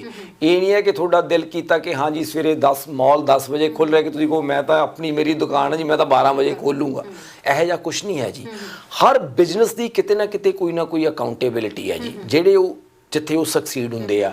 ਜਿੱਦਾਂ ਢਿੱਲੋਂ ਸਾਹਿਬ ਨੇ ਕਿਹਾ, ਇਹ ਇੱਕ ਬੜਾ ਸੈਡ ਪਾਰਟ ਆ ਕਿ ਆਪਾਂ ਇੱਥੇ ਕੀ ਹੁੰਦਾ ਕਿ ਸਾਡੀ ਕੋਈ ਅਕਾਊਂਟੇਬਿਲਟੀ ਤਾਂ ਹੈ ਨਹੀਂ। ਜੇ ਸਾਡਾ ਦਿਲ ਕਰਦਾ ਤਾਂ ਅਸੀਂ ਆਫਿਸ 'ਚ ਆ ਰਹੇ ਹਾਂ, ਸਾਡਾ ਦਿਲ ਕਰਦਾ ਅਸੀਂ ਚੀਜ਼ ਕਰ ਰਹੇ ਹਾਂ, ਦਿਲ ਕਰਦਾ ਨਹੀਂ ਕਰਨੀ। ਇਹੀ ਇੱਕ ਕਾਰਨ ਹੈ ਇੱਕ ਬਹੁਤ ਵੱਡਾ ਕਿ ਇਸ ਇੰਡਸਟਰੀ ਦੇ ਵਿੱਚ ਬਹੁਤ ਵੱਡੀ ਟਰਨਓਵਰ ਹੈ। ਤੁਸੀਂ ਜਿਵੇਂ ਗੱਲ ਕੀਤੀ ਆ ਕਿ ਇੱਕ ਕੰਪਨੀ ਨਾਲ ਤੁਹਾਡੇ ਕਿਵੇਂ ਦੇ ਰਿਲੇਸ਼ਨਸ ਹੋਣੇ ਚਾਹੀਦੇ ਆ, ਤਾਂ ਉਵੇਂ ਆਪਣੇ ਇੱਕ ਕਸਟਮਰ ਨਾਲ ਕਿਸ ਤਰੀਕੇ ਦੇ ਰਿਲੇਸ਼ਨ ਹੋਣੇ ਚਾਹੀਦੇ ਆ। ਜੇਕਰ ਕੋਈ ਤੁਹਾਡੇ ਨਾਲ ਕੋਲ ਕਲਾਇੰਟ ਆ ਰਿਹਾ ਵਾ, ਉਹਦੇ ਨਾਲ ਕਿਸ ਤਰੀਕੇ ਨਾਲ ਡੀਲ ਕਰਨਾ ਚਾਹੀਦਾ ਹੈ, ਜਾਂ ਕੀ ਉਹਦੇ ਲਈ ਦੇਖਣਾ ਚਾਹੀਦਾ, ਖਾਸ ਤੌਰ ਤੇ ਕੀ ਕਹਿਣਾ ਚਾਹੁੰਦੇ? ਉਹਦੇ ਵਾਸਤੇ ਮੈਂ ਤਰਨ ਜੀ ਇੱਕੋ ਹੀ ਗੱਲ ਕਹਾਂਗਾ ਕਿ ਜਿੱਦਾਂ ਆਪਾਂ ਕਿਸੇ ਹੋਰ ਪ੍ਰੋਫੈਸ਼ਨਲ ਨੂੰ ਹਾਇਰ ਕਰਦੇ ਹਾਂ, ਜਿੱਦਾਂ ਦੀ ਆਪਾਂ ਉਹਨਾਂ ਤੋਂ ਸਰਵਿਸ ਐਕਸਪੈਕਟ ਕਰਦੇ ਹਾਂ, ਆਪਾਂ ਵੀ ਆਪਣੇ ਕਲਾਇੰਟਸ ਨੂੰ ਉਦਾਂ ਦੀ ਸਰਵਿਸ ਦਈਏ। ਕਿਉਂਕਿ ਟਾਈਮਿੰਗ ਜਿਵੇਂ ਤੁਸੀਂ ਗੱਲ ਕੀਤੀ ਨਾ, ਖਾਸ ਤੌਰ ਤੇ ਜਿਹੜੇ ਪਾਰਟ ਟਾਈਮ ਕਰਦੇ ਆ ਉਹਨਾਂ ਨੂੰ ਤੁਹਾਨੂੰ ਲੈ ਕੇ ਬਹੁਤ ਕੰਪਲੇਂਟਸ ਆਉਂਦੀਆਂ ਨੇ ਕਿ ਵੀ ਇਸ ਉਹਨਾਂ ਨੂੰ ਹਾਇਰ ਕੀਤਾ, ਪਰ ਸਾਡੇ ਨਾਲ ਉਹ ਆਪਣਾ ਸਕੇਜੂਲ ਜ਼ਿਆਦਾ ਪਹਿਲਾਂ ਪ੍ਰੈਫਰ ਕਰਦੇ ਆ ਵੀ ਇਹ ਸਕੇਜੂਲ ਦੇ ਵਿੱਚ ਮੈਂ ਅਵੇਲੇਬਲ ਹੈਗਾ, ਕਿ ਤੁਸੀਂ ਇਸ ਟਾਈਮ ਦੇ ਵਿੱਚ ਆ ਸਕਦੇ ਹੋ, ਸ਼ੋਇੰਗ ਕਰ ਸਕਦੇ ਹੋ ਜਾਂ ਨਹੀਂ ਕਰ ਸਕਦੇ। ਦੇਖੋ, ਮੈਂ ਇਸੇ ਕਰਕੇ ਤਰਨ ਜੀ ਪਹਿਲਾਂ ਹੀ ਇਹ ਗੱਲ ਕੀਤੀ ਹੈ ਕਿ ਇਹ ਜਿਹੜਾ ਬਿਜ਼ਨਸ ਹੈ ਫੁੱਲ ਟਾਈਮ ਬਿਜ਼ਨਸ ਆ। ਜੇ ਤੁਸੀਂ ਇਹਨੂੰ ਆਪਣਾ ਕੈਰੀਅਰ ਬਣਾਉਣਾ ਚਾਹੁੰਦੇ ਹੋ, ਮਤਲਬ ਜੇ ਤੁਸੀਂ ਇਹਦੇ 'ਚ ਸਕਸੀਡ ਹੋਣਾ ਚਾਹੁੰਦੇ ਹੋ, ਤਾਂ ਤੁਹਾਨੂੰ ਇਹਦੇ 'ਤੇ ਜਿਵੇਂ ਕਹਿ ਲਓ ਕਿ ਬਹੁਤ ਵਧੀਆ ਤਰੀਕੇ ਨਾਲ ਇੱਕ ਲਰਨਿੰਗ ਵਾਲਾ ਪਾਥ ਫੋਲੋ ਕਰਨਾ ਪੈਣਾ ਜੀ। ਤੁਹਾਨੂੰ ਇਹਨੂੰ ਇੱਕ ਪ੍ਰੋਪਰ ਤਰੀਕੇ ਨਾਲ ਇਹਨੂੰ ਬਿਜ਼ਨਸ ਦੇ ਤਰੀਕੇ ਨਾਲ ਇਹਨੂੰ ਬਿਜ਼ਨਸ ਕਰਨਾ ਪੈਣਾ ਜੀ। ਤੁਹਾਨੂੰ ਇਹ ਨਹੀਂ ਹੋਣਾਗਾ ਕਿ ਜੇ ਤੁਸੀਂ ਸੋਚੋ ਕਿ ਹਾਂਜੀ ਅੱਜ ਮੇਰਾ ਦਿਲ ਕੀਤਾ ਮੈਂ ਚੀਜ਼ਾਂ ਕਰਾਂ ਤੇ ਕੱਲ ਮੇਰਾ ਦਿਲ ਕੀਤਾ ਮੈਂ ਨਾ ਕਰਾਂ। ਅੱਜ ਤੁਹਾਨੂੰ ਕਲਾਇੰਟ ਫੋਨ ਕਰ ਰਿਹਾ, ਕਈ ਵਾਰ ਇਹ ਸੁਣਨ 'ਚ ਵੀ ਗੱਲ ਆਉਂਦੀ ਆ ਕਿ ਹਾਂਜੀ ਕਈ ਵਾਰ ਕਲਾਇੰਟ ਕਹਿੰਦੇ ਨੇ ਕਿ ਅਸੀਂ ਯਾਰ ਰੀਅਲਟਰ ਸੀ, ਸਾਨੂੰ ਪਤਾ ਨਹੀਂ ਲੱਗਿਆ ਉਹ ਵਕੇਸ਼ਨ ਤੇ ਚਲੇ ਗਏ, ਇੱਦਾਂ ਹੋ ਗਿਆ ਇੱਦਾਂ। ਮਤਲਬ ਇਹ ਜਿਹੜੀਆਂ ਚੀਜ਼ਾਂ ਨੇ, ਜੇ ਤੁਸੀਂ ਕੋਈ ਵਧੀਆ ਤਰੀਕੇ ਦੀ ਟ੍ਰੇਨਿੰਗ ਲਾਓਗੇ ਫਿਰ ਤੁਸੀਂ ਇਹੋ ਜਿਹੀਆਂ ਪ੍ਰੋਬਲਮਾਂ ਨਹੀਂ ਫੇਸ ਕਰਦੇਗੇ, ਕਿਉਂਕਿ ਤੁਹਾਨੂੰ ਸਮਝ ਆ ਜਾਂਦੀ ਹੈ ਕਿ ਇਹ ਬਿਜ਼ਨਸ ਨੂੰ ਕਿਵੇਂ ਕਰਨਾ ਤੇ ਕਿੱਦਾਂ ਦੀ ਸਰਵਿਸ ਦੇਣੀ ਜ਼ਰੂਰੀ ਹੈ। ਹਰ ਫੀਲਡ 'ਚ ਮਾਰਕੀਟ ਦੇ ਵਿੱਚ ਕੰਪੀਟੀਸ਼ਨ ਬਹੁਤ ਆ। ਜੇ ਇਹਦੇ ਵਿੱਚ ਗੱਲ ਕੀਤੀ ਜਾਵੇ ਤਾਂ ਇਸ ਫੀਲਡ ਦੇ ਵਿੱਚ ਗਰੋਥ ਦੇ ਕਿੰਨੇ ਚਾਂਸਸ ਨੇ? ਦੇਖੋ ਤਰਨ ਜੀ, ਮੇਰਾ ਇੱਕ ਮੰਨਣਾ ਕਿ ਚਾਹੇ ਰੀਅਲ ਸਟੇਟ ਹੋਵੇ, ਚਾਹੇ ਕੋਈ ਮਰਜ਼ੀ ਹੋਰ ਬਿਜ਼ਨਸ ਹੋਵੇ, ਜੇ ਤੁਸੀਂ ਉੱਥੇ ਮਿਹਨਤ ਕਰੋਗੇ, ਔਰ ਹਰ ਬਿਜ਼ਨਸ ਦੀਆਂ ਇੱਕ ਸਰਟਨ ਬੇਸਿਕ ਚੀਜ਼ਾਂ ਹੁੰਦੀਆਂ ਨੇ ਜੀ, ਕੋਈ ਬੇਸਿਕ ਫੰਡਾਮੈਂਟਲਸ ਨੇ ਜੀ ਚੀਜ਼ਾਂ ਦੇ। ਜੇ ਤੁਸੀਂ ਉਹ ਬੇਸਿਕ ਚੀਜ਼ਾਂ ਨੂੰ ਫੋਲੋ ਕਰਦੇ ਹੋ, ਜਿਹੜਾ ਮਰਜ਼ੀ ਬਿਜ਼ਨਸ ਕਰ ਲਓ। ਹੁਣ ਤਰਨ ਜੀ ਆਪਾਂ ਇੱਥੇ ਸਟੂਡੀਓ 'ਚ ਵੀ ਬੈਠੇ ਆ, ਇਹ ਤੁਹਾਡਾ ਇਹ ਬਿਜ਼ਨਸ ਆ, ਪ੍ਰੋਫੈਸ਼ਨ ਆ ਤੁਹਾਡਾ। ਇੱਥੇ ਤੁਹਾਡੇ ਲਈ ਵੀ ਸਰਟਨ ਚੀਜ਼ਾਂ ਨੂੰ ਲਰਨ ਕਰਨਾ ਤੇ ਕਰਨਾ ਜ਼ਰੂਰੀ ਆ। ਜੇ ਉਹ ਤੁਸੀਂ ਨਹੀਂ ਕਰੋਗੇ ਤੁਸੀਂ ਵੀ ਇਸ ਚੀਜ਼ ਨੂੰ ਚਲਾ ਨਹੀਂ ਸਕਦੇ। ਠੀਕ ਹੈ ਜੀ। ਇਦਾਂ ਹੀ ਹਰ ਬਿਜ਼ਨਸ ਦੇ ਵਿੱਚ, ਰੀਅਲ ਸਟੇਟ ਦੇ ਬਿਜ਼ਨਸ ਦੇ ਵਿੱਚ ਵੀ ਸਰਟਨ ਚੀਜ਼ਾਂ ਬੜੀਆਂ ਜ਼ਰੂਰੀ ਨੇ। ਜੇ ਉਹ ਚੀਜ਼ਾਂ ਤੁਸੀਂ ਹਰ ਰੋਜ਼ ਕਰੋਗੇ, ਤੁਹਾਨੂੰ ਕੋਈ ਵੀ ਸਕਸੈਸਫੁਲ ਹੋਣ ਤੋਂ ਰੋਕ ਨਹੀਂ ਸਕਦਾ, ਔਰ ਜੇ ਨਹੀਂ ਕਰੋਗੇ ਤੁਹਾਨੂੰ ਕੋਈ ਵੀ ਬ੍ਰੋਕਰੇਜ ਸਕਸੈਸਫੁਲ ਨਹੀਂ ਬਣਾ ਸਕਦੀ, ਚਾਹੇ ਤੁਹਾਨੂੰ ਜੋ ਮਰਜ਼ੀ ਬ੍ਰੋਕਰੇਜ ਕਹੀ ਚੱਲੇ ਜੀ। ਤੁਸੀਂ ਕਲਾਇੰਟਸ ਦੀ ਗੱਲ ਕਰ ਰਹੇ ਸੀ ਕਿ ਕਿਸ ਤਰ੍ਹਾਂ ਦਾ ਬਿਹੇਵੀਅਰ ਹੋਣਾ ਚਾਹੀਦਾ ਕਲਾਇੰਟਸ ਦੇ ਨਾਲ। ਜਦੋਂ ਤੁਸੀਂ ਕਿਸੇ ਬਾਇਰ ਜਾਂ ਸੈਲਰ ਦੇ ਨਾਲ ਕੰਟਰੈਕਟ ਸਾਈਨ ਕਰਦੇ ਹੋ, ਉਹ ਇੱਕ ਲੀਗਲ ਬਾਈਂਡਿੰਗ ਕੰਟਰੈਕਟ ਹੁੰਦਾ ਹੈ, ਔਰ ਅੰਡਰ ਲਾਅ ਇਹ ਤੁਹਾਡੀ ਮੋਰਲ ਰਿਸਪੌਂਸਿਬਿਲਿਟੀ ਤਾਂ ਹੈ ਹੀ ਹੈ, ਅੰਡਰ ਲਾਅ ਵੀ ਤੁਹਾਡੀ ਇਹ ਲੀਗਲ ਆਬਲੀਗੇਸ਼ਨ ਬਣ ਜਾਂਦੀ ਹੈ ਕਿ ਤੁਸੀਂ ਕਲਾਇੰਟ ਦੇ ਬੈਸਟ ਇੰਟਰਸਟ ਦੇ ਵਿੱਚ ਕੰਮ ਕਰੋ, ਨਾ ਕਿ ਆਪਣੇ ਬੈਸਟ ਇੰਟਰਸਟ ਦੇ ਵਿੱਚ ਕੰਮ ਕਰੋ। ਸੋ ਜੇ ਕਿਉਂਕਿ ਬੜੀਆਂ ਕੰਪਲੇਂਟਸ ਵੀ ਹੁੰਦੀਆਂ ਬ੍ਰੋਕਰ, ਕਿਉਂਕਿ ਮੈਂ ਵੀ ਪਹਿਲਾਂ ਬ੍ਰੋਕਰ ਆਫ ਰੈਕਡ ਹਾਂ, ਪ੍ਰਵੀਨ ਜੀ ਵੀ, ਕੰਪਲੇਂਟਸ ਵੀ ਹੁੰਦੀਆਂ ਆ, ਔਰ ਸਾਡਾ ਰੀਕੋ ਜਿਹੜੀ ਸਾਡੀ ਬਾਡੀ ਹੈ, ਗਵਰਨਿੰਗ ਬਾਡੀ ਹੈ, ਉਹ ਬਹੁਤ ਸੀਰੀਅਸਲੀ ਲੈਂਦੀ ਹੈ, ਔਰ ਕਸਟਮਰਸ ਦੇ ਹੱਕ ਦੇ ਵਿੱਚ ਮਤਲਬ ਜਿਹੜੀ ਹੈ ਗੱਲ ਹੁੰਦੀ ਹੈ। ਸੋ ਜੇ ਤੁਸੀਂ ਪ੍ਰੋਪਰ ਟ੍ਰੇਨਡ ਨਹੀਂ ਹੈਗੇ ਤਾਂ ਤੁਸੀਂ ਗਲਤੀ ਵੀ ਕਰ ਸਕਦੇ ਹੋ, ਔਰ ਉਹਦੇ ਵਿੱਚ ਤੁਹਾਨੂੰ ਜਿਹੜਾ ਆ ਕਾਫੀ ਫਾਈਨੈਂਸ਼ੀਅਲ ਤੇ ਹੋਏਗਾ ਹੀ ਹੋਏਗਾ, ਪ੍ਰੋਫੈਸ਼ਨਲੀ ਵੀ ਤੁਸੀਂ ਕਾਫੀ ਲਾਸ ਕਰ ਸਕਦੇ ਹੋ ਜੀ। ਕੁਝ ਲਿਸਟਿੰਗਸ ਤੁਹਾਡੇ ਕੋਲ ਹਮੇਸ਼ਾ ਹੁੰਦੀਆਂ ਨੇ, ਅੱਜ ਲਿਸਟਿੰਗਸ ਤੇ ਹੁਣ ਪਹੁੰਚੀਏ ਜੀ, ਕਿਹੜੀਆਂ ਇਸ ਵਕਤ ਆਪਸ਼ਨਸ ਅਵੇਲੇਬਲ ਹੈਗੀਆਂ? ਜੀ ਬਿਲਕੁਲ, ਜੇ ਅਸੀਂ ਗੱਲ ਕਰੀਏ, ਪਹਿਲਾਂ ਮੈਂ ਦੱਸ ਦਿਆਂ ਕਿ ਆਉਣ ਵਾਲੇ ਵੀਕਐਂਡ ਤੇ ਸਾਡੇ ਬਹੁਤ ਸਾਰੇ ਓਪਨ ਹਾਊਸ ਲੱਗਣਗੇ, ਸੈਟਰਡੇ ਨੂੰ ਵੀ ਔਰ ਸੰਡੇ ਨੂੰ ਵੀ। ਜੇ ਤੁਸੀਂ ਕਿਸੇ ਵੀ ਟਾਈਪ ਦਾ ਘਰ ਦੇਖ ਰਹੇ ਹੋ, ਸਾਡੇ ਕੋਲ ਟਾਊਨ ਹਾਊਸ ਤੋਂ ਲੈ ਕੇ ਲਗਜ਼ਰੀ ਡੀਟੈਚ ਘਰਾਂ ਤੱਕ ਹਰ ਇੱਕ ਮਾਰਕੀਟ ਨੂੰ ਕੇਟਰ ਕਰਨ ਵਾਸਤੇ ਪ੍ਰਾਪਰਟੀ ਅਵੇਲੇਬਲ ਹੈ। ਚਾਹੇ ਤੁਸੀਂ ਫਸਟ ਟਾਈਮ ਬਾਇਰ ਹੋ, ਚਾਹੇ ਤੁਸੀਂ ਅਪਗ੍ਰੇਡ ਕਰ ਰਹੇ ਹੋ, ਡਾਊਨਗ੍ਰੇਡ ਕਰ ਰਹੇ ਹੋ, ਤੁਸੀਂ 2 ਸਟੋਰੀ ਦੇਖ ਰਹੇ ਹੋ, ਤੁਸੀਂ ਬੰਗਲੋ ਦੇਖ ਰਹੇ ਹੋ, ਹਰ ਇੱਕ ਤਰ੍ਹਾਂ ਦੀ ਲਿਸਟਿੰਗ ਸਾਡੇ ਕੋਲ ਮੌਜੂਦ ਨੇ। ਫਾਈਨੈਂਸ਼ੀਅਲ ਔਰ ਮਿਸਸਾਗਾ ਰੋਡ ਦੇ ਏਰੀਆ ਦੇ ਵਿੱਚ ਸਾਡੇ ਕੋਲ 2 ਬੈਡਰੂਮ ਦਾ ਇੱਕ ਟਾਊਨ ਹਾਊਸ ਅਵੇਲੇਬਲ ਹੈ। ਇਹ ਫਸਟ ਟਾਈਮ ਬਾਇਰਸ ਵਾਸਤੇ ਬੜੀ ਵਧੀਆ ਪ੍ਰਾਪਰਟੀ ਹੋ ਸਕਦੀ ਹੈ। ਸਾਡੇ ਕੋਲ ਜੇ 4 ਬੈਡਰੂਮ ਤਕਰੀਬਨ 3000 ਸਕੁਅਰ ਫੀਟ ਦਾ ਇੱਕ ਘਰ ਕੋਸਟ ਲਾਈਨ ਦੇ ਉੱਤੇ ਜਿਹੜੀ ਕਿ ਫਾਈਨੈਂਸ਼ੀਅਲ ਔਰ ਸਟੀਲਸ ਦੇ ਏਰੀਆ ਦੇ ਵਿੱਚ ਆ, ਉੱਥੇ ਕਾਫੀ ਅਪਗ੍ਰੇਡਡ ਘਰ ਜਿਹੜਾ ਆ ਉਹ ਅਵੇਲੇਬਲ ਆ। ਚੈਰੀਟਰੀ ਬਾਰੇ ਤੁਸੀਂ ਹਾਂਜੀ ਪ੍ਰਵੀਨ ਜੀ। ਆਈ ਥਿੰਕ ਇਹ ਜਿਹੜੀ ਪ੍ਰਾਪਰਟੀ ਆ, ਇੱਕ ਆਪਾਂ ਪ੍ਰਾਪਰਟੀ ਲਾਈ ਆ ਆਪਣੇ ਤਰਨ ਜੀ ਰੇ ਲੌਸਨ ਐਂਡ ਹਾਈਵੇ 10 ਦੇ ਕੋਲ ਜੀ। ਇਹ ਜਿਹੜਾ ਘਰ ਆ, ਇਹ ਘਰ ਨਾਨਕਸਰ ਗੁਰੂ ਘਰ ਦੇ ਵੀ ਕਾਫੀ ਨਜ਼ਦੀਕ ਪੈਂਦਾ ਜੀ। ਇਹ ਚੈਰੀਟਰੀ ਇੱਕ ਕਾਫੀ ਉੱਥੇ ਪਪੂਲਰ ਸਟਰੀਟ ਹੈ ਜੀ, ਉਹਦੇ ਉੱਤੇ ਇਹ ਘਰ ਇਹ। ਔਰ ਇਹਦੀ ਖਾਸੀਅਤ ਕੀ ਹੈ ਕਿ ਇਹਦਾ ਲੋਟ ਬੜਾ ਪ੍ਰੀਮੀਅਮ ਆ ਜੀ ਇਸ ਘਰ ਦਾ।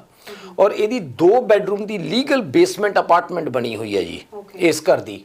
ਔਰ ਇਹਦੀ ਕਿਚਨ ਵੀ ਬ੍ਰੈਂਡ ਨਿਊ ਆ ਜੀ, ਫੁੱਲੀ ਰੈਨੋਵੇਟਡ ਆ ਘਰ। ਜਿਵੇਂ ਕਹ ਲਓ ਕਿ ਘਰ ਕਾਫੀ ਵੈਲ ਮੇਨਟੇਨਡ ਪ੍ਰਾਪਰਟੀ ਹੈ ਜੀ ਇਹ। ਮਤਲਬ ਤੁਹਾਨੂੰ ਅੰਦਰ ਜਾ ਕੇ ਲੱਗਦਾ ਨਹੀਂ ਵੀ ਇਹ ਘਰ ਪੁਰਾਣਾ ਘਰ ਹੋਏਗਾ, ਕਿਉਂਕਿ ਉਹ ਸਬ ਡਿਵੀਜ਼ਨ ਥੋੜੀ ਜੀ ਆਈ ਥਿੰਕ 15-20 ਸਾਲ ਪੁਰਾਣੀ ਸਬ ਡਿਵੀਜ਼ਨ ਆ, ਬਟ ਉਹ ਲੱਗਦਾ ਨਹੀਂ ਬਿਲਕੁਲ ਵੀ ਘਰ।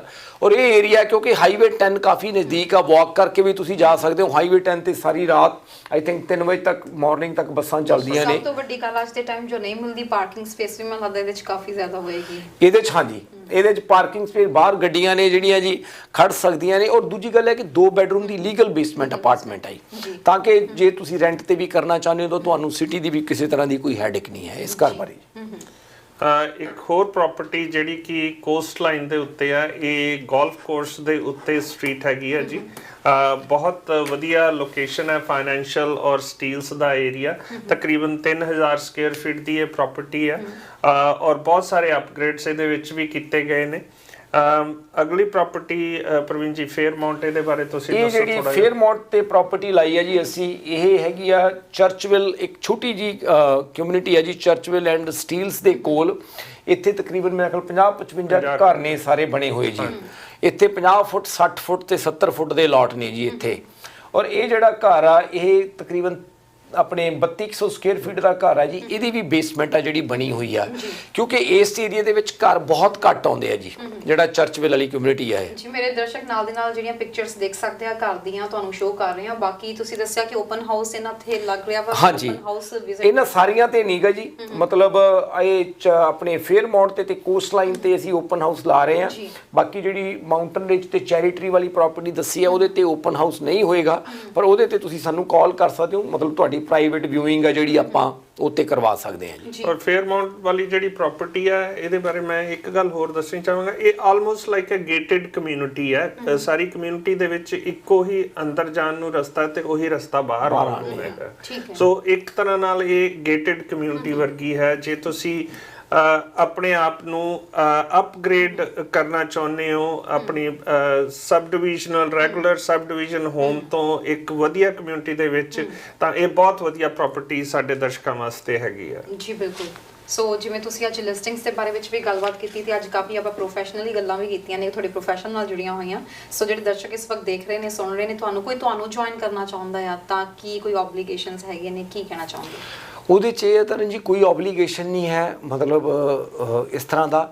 ਬਟ ਇੱਕ ਚੀਜ਼ ਜ਼ਰੂਰ ਹੈ ਕਿ ਥੋੜਾ ਜਿਹਾ ਮਤਲਬ, ਕਿਉਂਕਿ ਸਾਡਾ ਜਿਹੜਾ ਬ੍ਰੋਕਰੇਜ ਦਾ ਮਾਡਲ ਆ ਉਹ ਇਹ ਹੈ ਕਿ ਇੱਕ ਟੀਮ ਵਾਲਾ ਮਾਡਲ ਆ। ਉਹਦੇ 'ਚ ਥੋੜਾ ਜਿਹਾ ਚੀਜ਼ਾਂ ਅਸੀਂ ਡਿਫਰੈਂਟ ਤਰੀਕੇ ਨਾਲ ਕਰਦੇ ਆ ਕੰਪੇਅਰ ਟੂ ਜਿਹੜੀਆਂ ਟ੍ਰੈਡੀਸ਼ਨਲ ਬ੍ਰੋਕਰੇਜਿਸ ਨੇ ਉਹਨਾਂ ਦੇ ਕੰਪੈਟਿਬਲੀ। ਔਰ ਸਾਡਾ ਜਿਹੜਾ ਕਿ ਮੇਨ ਫੋਕਸ ਆ, ਜਿੱਦਾਂ ਕਿ ਮੈਂ ਗੱਲ ਕੀਤੀ ਆ, ਉਹ ਹੈਗਾ ਜੀ ਲਰਨਿੰਗ ਤੇ। ਔਰ ਮੈਂ ਖੁਦ ਵੀ ਇਸ ਗੱਲ ਲਈ ਕਾਫੀ ਮਤਲਬ ਜਿਵੇਂ ਕਹਿ ਲਓ ਕਿ ਕਹਿ ਸਕਦਾ ਕਿ ਮੈਂ ਇਸ ਬਿਜ਼ਨਸ ਦੇ ਵਿੱਚ ਜਿਹੜਾ ਸਭ ਤੋਂ ਵੱਧ ਜ਼ੋਰ ਦਿੱਤਾ ਸੀਗਾ ਜੀ, ਉਹ ਲਰਨਿੰਗ ਤੇ ਹੀ ਜ਼ੋਰ ਦਿੱਤਾ ਸੀ। ਤਾਂ ਹੀ ਅਸੀਂ ਮਤਲਬ ਅੱਜ ਮਤਲਬ ਇਸ ਲੈਵਲ ਤੱਕ ਪਹੁੰਚੇ। ਨੋ ਡਾਊਟ ਸਾਡੇ ਜਿਹੜੇ ਕਲਾਇੰਟ ਨੇ ਉਹਨਾਂ ਦਾ ਸਭ ਤੋਂ ਵੱਡਾ ਯੋਗਦਾਨ ਆ, ਪਰ ਲਰਨਿੰਗ ਕਰਕੇ ਅਸੀਂ ਕੀ ਹੋਇਆ ਕਿ ਅਸੀਂ ਉਹਨਾਂ ਨੂੰ ਇੱਕ ਵਧੀਆ ਠੀਕ ਸਰਵਿਸ ਦੇ ਪਾਏ। ਔਰ ਜਦੋਂ ਅਸੀਂ ਉਹਨਾਂ ਨੂੰ ਸਰਵਿਸ ਵਧੀਆ ਦਿੱਤੀ ਤਾਂ ਉਹਨਾਂ ਨੇ ਤਾਂ ਹੀ ਸਾਨੂੰ ਕੰਮ ਦਿੱਤਾ ਜੀ ਨਾਲ ਕਰਨ ਲਈ। ਔਰ ਕੰਮ ਉਹਨਾਂ ਤੋਂ ਸਾਨੂੰ ਬਹੁਤ ਵਧੀਆ ਮਿਲਿਆ ਜੀ, ਮਤਲਬ ਇਹਦੇ 'ਚ ਕੋਈ ਦੋ ਰਾਏ ਵਾਲੇ ਨਹੀਂ। ਉਹਨਾਂ ਦੇ ਸਹਿਯੋਗ ਕਰਕੇ ਅੱਜ ਅਸੀਂ ਇੱਥੇ ਪਹੁੰਚੇ ਹਾਂ। ਪਰ ਸਾਡੀ ਅੱਜ ਵੀ ਤਰਨ ਜੀ ਹਮੇਸ਼ਾ ਇਹੀ ਕੋਸ਼ਿਸ਼ ਹੁੰਦੀ ਹੈ ਕਿ ਅਸੀਂ ਆਪਣੀ ਸਰਵਿਸ ਨੂੰ ਕਿਸੇ ਤਰੀਕੇ ਨਾਲ ਹੋਰ ਬੈਟਰ ਕਰੀਏ, ਤਾਂ ਕਿ ਆਪਣੇ ਕਲਾਇੰਟਸ ਨੂੰ ਜਿਹੜੇ ਸਾਨੂੰ ਬਾਰ-ਬਾਰ ਮੌਕਾ ਦੇ ਰਹੇ ਨੇ ਕੰਮ ਦਾ, ਅਸੀਂ ਉਹਨਾਂ ਨੂੰ ਹੋਰ ਵਧੀਆ ਸਰਵਿਸ ਆ ਜਿਹੜੀ ਪ੍ਰੋਵਾਈਡ ਕਰੀਏ। ਸੋ ਮੈਂ ਕਹੂੰਗਾ ਜੇ ਤਾਂ ਤੁਹਾਡਾ ਫੋਕਸ ਹੈਗਾ ਜੀ ਲਰਨਿੰਗ ਵਾਲੇ ਪਾਸੇ, ਕਿ ਤੁਸੀਂ ਚਾਹੁੰਦੇ ਹੋ ਕਿ ਬਿਜ਼ਨਸ ਨੂੰ ਲਰਨ ਕਰਨਾ, ਇਹਨੂੰ ਆਪਣੇ ਵਧੀਆ ਤਰੀਕੇ ਨਾਲ ਕਰਨਾ, ਜ਼ਰੂਰ ਸਾਡੇ ਨਾਲ ਗੱਲਬਾਤ ਕਰੋ। ਬਾਕੀ ਮੈਂ ਇੱਕ ਚੀਜ਼ ਇਹ ਜ਼ਰੂਰ ਕਹੂੰਗਾ ਕਿ ਅਸੀਂ ਮਤਲਬ ਇਸ ਤਰ੍ਹਾਂ ਕੋਈ ਨਹੀਂ ਹੈ ਵੀ ਦੂਸਰੀਆਂ ਟ੍ਰੈਡੀਸ਼ਨਲ ਬ੍ਰੋਕਰੇਜ ਦੀ ਤਰ੍ਹਾਂ ਵੀ ਅਸੀਂ ਕੋਈ ਬਹੁਤ ਵੱਡੇ ਨੰਬਰਸ 'ਚ ਬਿਲੀਵ ਕਰਦੇ ਹਾਂ। ਸਾਡਾ ਇਹ ਹੈ ਕਿ ਵੀ ਬੰਦੇ ਭਾਵੇਂ ਥੋੜੇ ਹੋਣ ਪਰ ਉਹ ਮਤਲਬ ਸਾਡੇ ਨਾਲ ਮਤਲਬ ਲਰਨ ਕਰਨ ਵਾਲੇ ਹੋਣ, ਸਾਡੇ ਨਾਲ ਮਤਲਬ ਕੰਮ ਕਰਨ ਵਾਲੇ ਹੋਣ ਜੀ। ਕਦੋਂ ਕਿਵੇਂ ਕਿੱਥੇ ਕੰਟੈਕਟ ਕਰ ਸਕਦੇ ਨੇ? ਬਿਲਕੁਲ ਜੀ, ਸਾਡਾ office 268 dairy road West Mississauga ਦੇ ਵਿੱਚ ਮੈਕਲੌਗਲਿਨ ਔਰ ਡੈਰੀ ਦੇ ਇੰਟਰਸੈਕਸ਼ਨ ਦੇ ਨੇੜੇ ਮੈਰੀਅਟ ਹੋਟਲ ਦੇ ਬਿਲਕੁਲ ਨਾਲ ਹੈਗਾ। ਕਿਸੇ ਵੇਲੇ ਵੀ 7 ਦਿਨ ਸਾਡਾ ਆਫਿਸ ਖੁੱਲਾ ਹੁੰਦਾ ਆ, ਕਿਸੇ ਵੇਲੇ ਵੀ ਉੱਥੇ ਆ ਕੇ ਸਾਨੂੰ ਮਿਲਿਆ ਜਾ ਸਕਦਾ ਹੈ, ਜਾਂ ਤੁਸੀਂ 4169108923 ਤੇ ਕਾਲ ਕਰਕੇ ਸਾਡੇ ਨਾਲ ਸੰਪਰਕ ਕਰ ਸਕਦੇ ਹੋ। ਸਾਡੇ ਨਾਲ ਅਪਾਇੰਟਮੈਂਟ ਬਣਾਓ, ਆਓ ਸਾਡੇ ਨਾਲ ਉੱਥੇ ਬੈਠੋ। ਚਾਹੇ ਤੁਸੀਂ ਸੀਜ਼ਨਡ ਰੀਅਲਟਰ ਹੋ, ਐਕਸਪੀਰੀਅੰਸ ਰੀਅਲਟਰ ਹੋ, ਚਾਹੇ ਤੁਸੀਂ ਬਿਜ਼ਨਸ ਦੇ ਵਿੱਚ ਨਵੇਂ ਆਏ ਹੋ, ਹਰ ਇੱਕ ਆਪਸ਼ਨ ਤੁਹਾਡੇ ਲਈ ਅਸੀਂ ਅਵੇਲੇਬਲ ਕਰ ਸਕਦੇ ਹਾਂ। ਟ੍ਰੇਨਿੰਗ ਤੋਂ ਲੈ ਕੇ ਮੈਂਟਰਿੰਗ ਸਾਰੇ ਹੀ ਹਰ ਰੋਜ਼ ਸਾਡੀ ਕੋਈ ਨਾ ਕੋਈ ਟ੍ਰੇਨਿੰਗ ਜਿਹੜੀ ਆ ਉਹ ਚੱਲਦੀ ਹੁੰਦੀ ਆ। ਸੋ ਤੁਸੀਂ ਜੇ ਬ੍ਰੋਕਰੇਜ ਦੀ ਭਾਲ ਦੇ ਵਿੱਚ ਹੋ ਤਾਂ ਵੀ ਤੁਸੀਂ ਸਾਨੂੰ ਜੁਆਇਨ ਕਰ ਸਕਦੇ ਹੋ, ਔਰ ਜੇ ਤੁਸੀਂ ਕਿਸੇ ਤਰ੍ਹਾਂ ਦੀ ਪ੍ਰਾਪਰਟੀ ਦੇਖ ਰਹੇ ਹੋ, ਤੁਸੀਂ ਬਾਇਰ, ਸੈਲਰ, ਇਨਵੈਸਟਰ ਹੋ, ਤਾਂ ਵੀ ਤੁਸੀਂ ਸਾਨੂੰ ਸੰਪਰਕ ਕਰ ਸਕਦੇ ਹੋ 416-910-9923 ਤੇ।